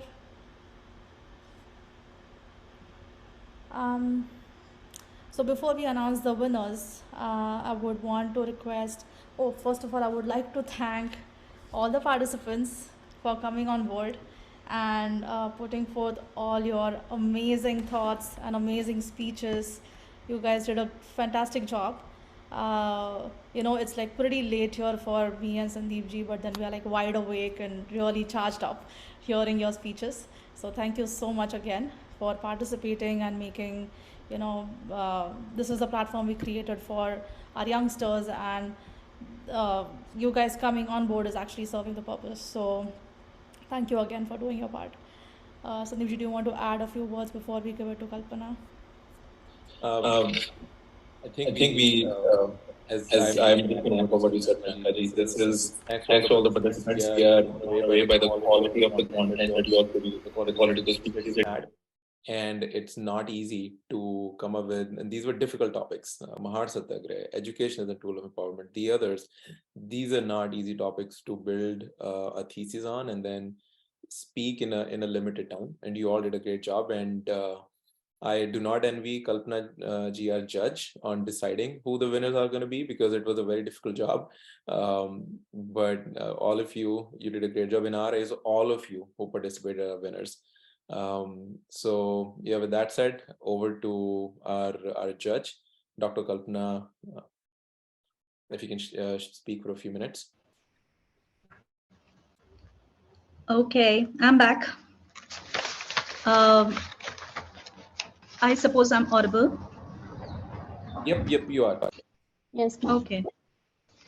First of all the participants, I won't call you participants anymore. You all are winners, actually. And you all were amazing. And we learned a lot from you, actually. And okay, so the goody part is done now. I have the positive part is done now. Now let me be the villain. I'm the villain. And as you have seen my photo, I'm in uniform, and uniform people are like ruthless sometimes. So it's needed, sometimes it's needed. So let me be ruthless now, the ruthless part. It's not exactly ruthless. I'm gonna share where I feel the scope of improvement is there. So may I? Yeah, please go ahead. Yes, please. I know, as we say, this platform is a learning experience for everyone. So I hope whatever Kalpana ma'am is going to tell us right now, we are going to take it positively, and we are just going to build on top of that and improve ourselves, because you saw her in the uniform. I'm sure she's done some great job at what she does a great job at what she does. So we're just going to learn from her right now. So yeah, Kalpana ji, please go ahead. Yes, thank you. So see, what I feel is whenever you are the speaker, the first 10 to 20 seconds are very critical. If you can make an impression in those 10 to 20 seconds, then you got it. I mean, then you can hold the audience for long. I mean, whatever time you have been assigned, for that long, you can hold the audience. So try to make a lasting and positive impression in the first 10 to 20 seconds. This is what I feel. And see, your speech value, that means your original thoughts, your smooth speech, the flow, the structure of your speech, that means a lot. So that can score you marks. And then your speech delivery. What I feel is your body language is very critical, very critical. So, whenever any participant said that my video is not visible or I won't be able to put on the video or something, when video part got issues, that time I was worried. So, how to judge the body language? So that was where I was concerned. And body language, your stance, your hand gestures, your facial expressions, your eye contact, all these are so minute things, but very, very important. Then your vocal techniques, like your vocal projections, your pauses, your pitch, your pacing, and how you play with your voice, that matters a lot. Then yes, physical is one important part, where your dress matters, where how you carry yourself matters a lot. And I also feel that the energy that you talk with, the energy, the enthusiasm, and the confidence, that's the icing on the cake. And if that is lacking, then your speech might not score you that many marks. So please consider these points as some points where you can improve in the future if you lack them. And especially for girls, I would like to request, please don't play with your hair when you're speaking, when you're on stage. If you're not comfortable with that, please tie your hair. And playing with your hair is really, if I'm there, I'll always cut the marks of the girls who play with their hair, because you're not here, you're just here for speaking, for your speech. So that's one thing. And you don't rock like you're sitting on a rocking chair when you speak. So please don't do that. Even I have that habit when I read, but while speaking, your body language matters a lot. So don't do that. And what else? I think using quotations, using examples, using experiences is fantastic. Many people did that, and I really loved that. And yes, when you're speaking and if you're given a topic, then it's very essential to stick to the topic, because equal marks are given for the content, the topic that you'll be speaking on. So please stick to your topic. As there's one saying that a good speech is like a pencil. It needs to have a point, right? So if the topic is already given to you, you cannot deviate from your point. So that is one thing. And what else? I think Vishwadeep Patil, I really have a message for you, because there were not only sirs here, there were also madams in this, in this workshop. So in this contest. So when you were like saying regularly, as sir, and then sir, I would like to tell you, sir, this is, come on, we were also there. We are not invisible. Yes, my video was not there, but Priyanka's video was all time, on. So don't say only sir when when you are speaking and you have ladies in the hall or in the contest, online contest. And facts. Regarding facts, you should be very clear, very crisp, very correct. And what else? Yeah, using fillers like the, all these kind of fillers, no? That will also, impact your scores. And starting with a story is excellent. I mean, stories can hold the audience for long. And what else? I think this much of ruthlessness is okay, or you want me to do more, kind of postmortem kind of things? Hey, we would love it. This is like great, I'm really glad that you're sharing all of these things with us and our participants. I for sure I'm going to take all the feedback and work on myself as well. So if you have any more things to say, please go ahead. I'm sure everyone will love to learn your No. I'm done. I think one participants to buy now because I was really not actually. I really want them to improve more. As it is, they are winners. They are really good at what they do. But I just had those little scope of improvements I wanted to share. So thank you so much. Thank you, organizers. Thank you all the speakers. Thank you so much, Kalpana ji. This was fantastic. I think we had a fantastic judge today. And you being, I like when you said, okay, hey, we were here as well. You should have called us ma'am as well. That is amazing. It's because, if you look at the participant list, we had a lot of these young girls participating today. And that was actually phenomenal to see. So kudos to all the girls who showed up today. It's amazing. We are very proud of you, and all the guys as well. All of you guys did a fantastic job. So very, very proud of you. Sandeep ji, do you want to add anything before we move on to our winner announcement? Sure, yeah. Kalpana ji, thanks a lot. This was very powerful. And I love the way you delivered this crucial message, because there's always scope for improvement. And more importantly, staying gender neutral, right? We, especially the way our education is in our society is, and the way we tend to speak, a lot of the times are, even me including back in the day, it's very easy for us to say he. When we talk about the society in general, or man in general, when we say, a man does this, even though this may be addressed to everybody in the society, but we tend to say he a lot. And this is something that I've seen both male and female participants do both. They all tend to say he. So one of the ways is to stay gender neutral. Could speak in third person, or you can say she, or he and she both. So this is something that it's very important feedback. That's very great, very good feedback. Kalpana, thanks a lot. This is something that all the other folks who are on this call, not just the participants, but there are some participants from our previous event, some family and friends who are also listening.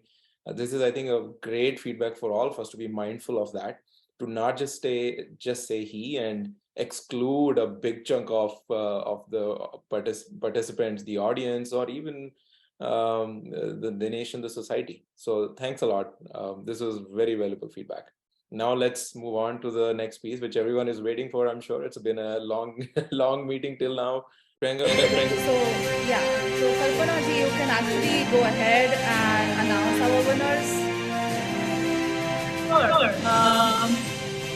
Winners are the third prize. We are having 3 candidates. First name of the prize is Komal Shirsath. We have Miss Arya Ukey.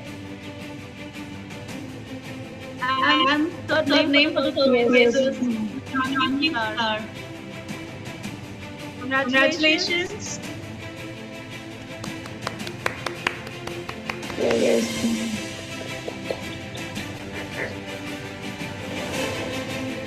Let's go to the second prize. We have Mr. Athang Karode.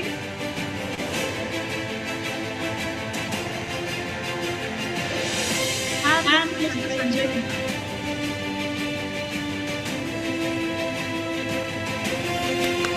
Congratulations. And candidates who scored maximum marks and the first prize are Mr. Chaitanya Bankar and Ms. Vibhuti.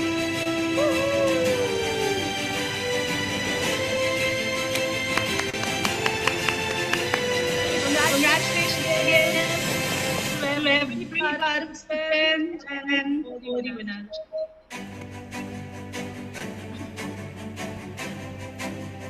So yeah, congratulations guys. We are very, very proud of you. We are displaying just a few names, but you all know that you all did a fantastic job and you all are winners. So thank you so much for coming on board, and we hope to stay in touch and work together in the future as well. Sandeep ji, you can add on from here. Chaitanya and Vibhuti once again as a recap first prize. Sanjay Kumar and Athang in second. And then Janhavi, Arya and Komal is the third prize. So the next step now is the important step for all the participants and the prize winners is that we will be reaching out to you and work with you to transfer the participation and the prize winners money. We'll get started on it tomorrow.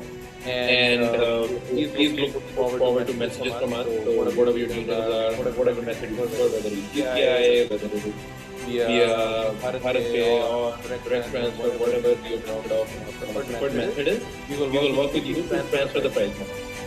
Once again, thanks a lot. This is going to be a continued endeavor. And what we will do going forward is we will have another event in the first quarter. So we will have something on the book before March ends, and have a very long roadmap for public speaking education. We have a website that is in development. We'll have the website ready soon. And once the website is ready, we will post our agenda, our learning materials, our videos, recordings of past events, and also a roadmap. And our goal here is to engage with all of you, the youth of India from all states, from community to ensure that we are not only providing public speaking education, but also giving you the tools and the tips to be proficient in English and being effective communicators.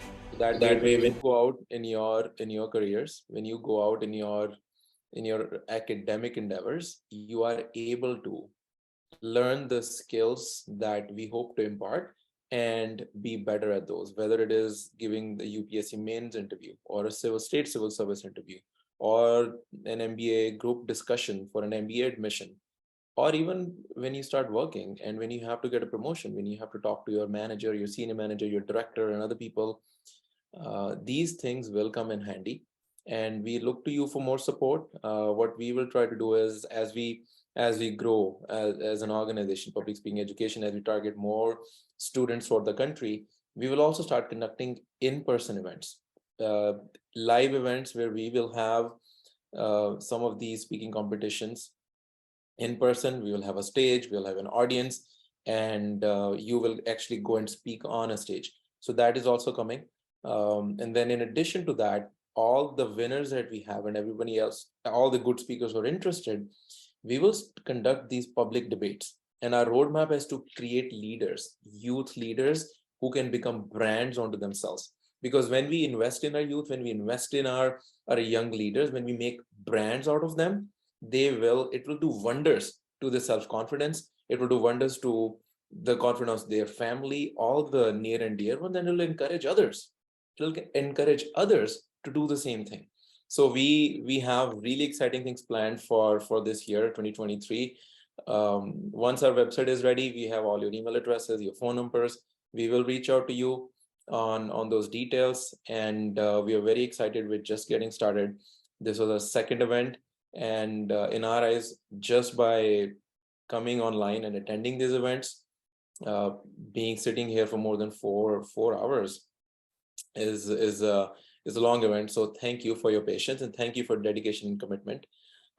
We will stay in touch, and please look to more emails from us, more phone calls from us with the next steps on our next endeavors, which are going to be pretty special. And then, as we talked about in the last event as well, we are working with some Ambedkarite organizations, some committed Ambedkarites in the United States, to have some of our winners be flown into the United States to address and participate in some of our Ambedkar Jayanti and other Ambedkarite events, to give you an international platform.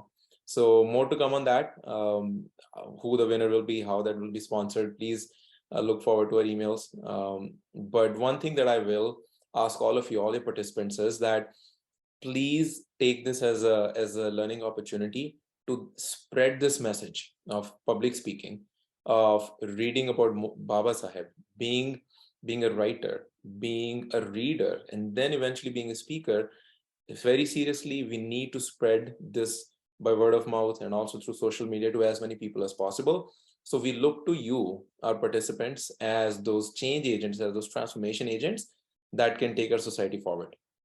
So with that said, once again, congratulations to all the winners. Chaitanya and Vibhuti as the first prize, Sanjay and Athang is second, Janhavi, Arya and Komal in the third prize. We will reach out to you and all the rest of the other participants to distribute the prize money. Thank you so much. Jai Bhim. Okay, so I think we are going to open the floor for everyone right now. So if you have any questions, any feedback, or if you just want to say a few words, please feel free to unmute or raise your hands, and then we can unmute you and you can speak then.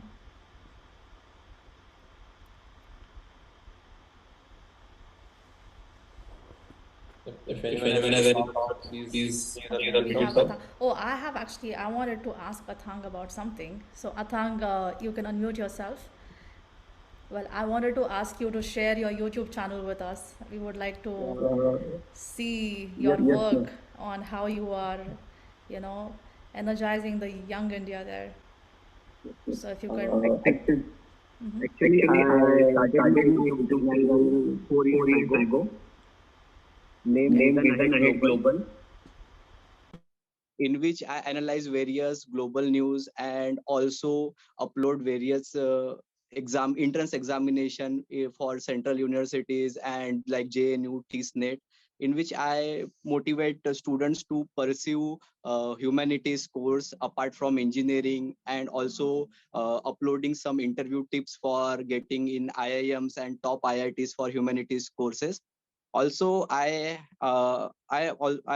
mostly active on Instagram, where I got almost 1 lakh views on my all reels, and I rap in various Dalit Panther events. Actually, I want to sing some lines on this event. If you allow me to do that. Of course, go ahead. Please do.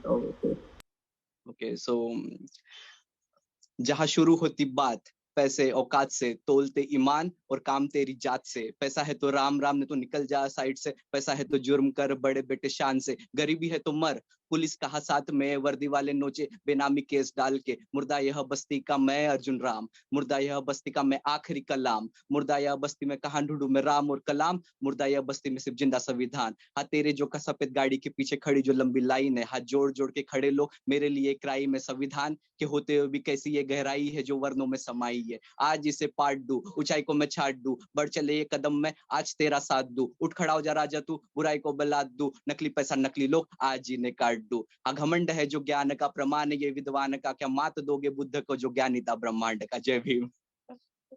Oh my God, that was fantastic. Did you write it? What is this?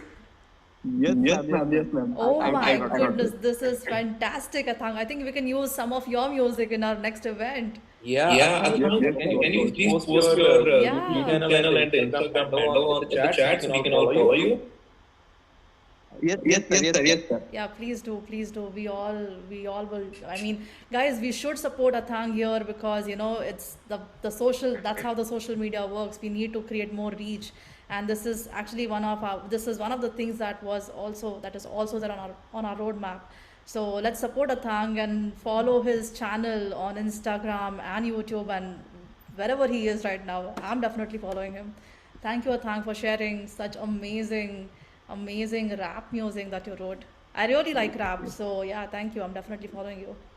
Actually, I'm also working for a Nobel Jayanti movie director. Jayanti movie director? Yes. I am working on a story. I got some story, Sanjay, and both related to politics and media. So I am aligning with them. Oh wow! Thanks. That's good to know. Yeah, okay. Great. We are going to reach out to you. We have something. Sorry. No, you're great. I'm going to follow you right now. I'm going to take my phone out. I'm going to follow you right now. Yeah. Great to connect with you, Athang. Thank you for sharing. Yeah, okay. So, Komal, you can unmute yourself and please, go ahead. Actually, I just wanted to say one request. Can we all come on video and take one pic together? Yeah, For sure. the Okay, yeah, we can do that.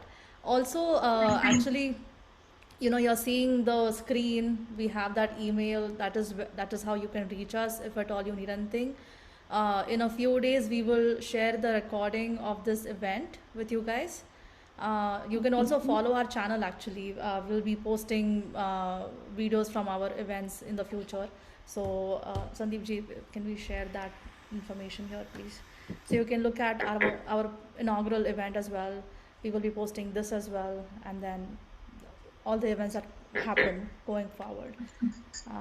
And yeah, we can definitely take a picture, but let's wait for this. Thank you. Yeah.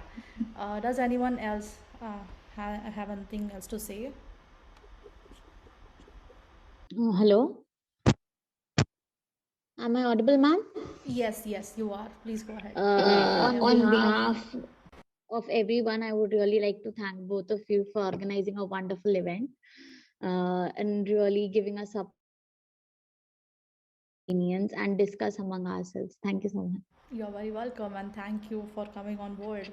Our platform is active because you're participating. So this is what we need. We need you guys to come, and also, you can share this with your friends, your family, and just motivate them, inspire them to come and learn about Baba Sahib, learn about our movement, be a part of our community. That is how we will become stronger community going forward, right? So Sure. and also make sure to attend all these events in the future as well, because we want to Yeah. in the future we will have more participants, so we want more support as well. So you saw that our old participants had come to support you guys, so now you are going to come for the next set of people, right? So Yes, we are yes, looking sure. forward to you all to join us again in the future. Yeah, ma'am. Thank you. Okay, I think it's been a long event. Everyone is tired. We should stop here then. Okay, guys, have a good day ahead. Happy Republic Day again, and Jai Bhim.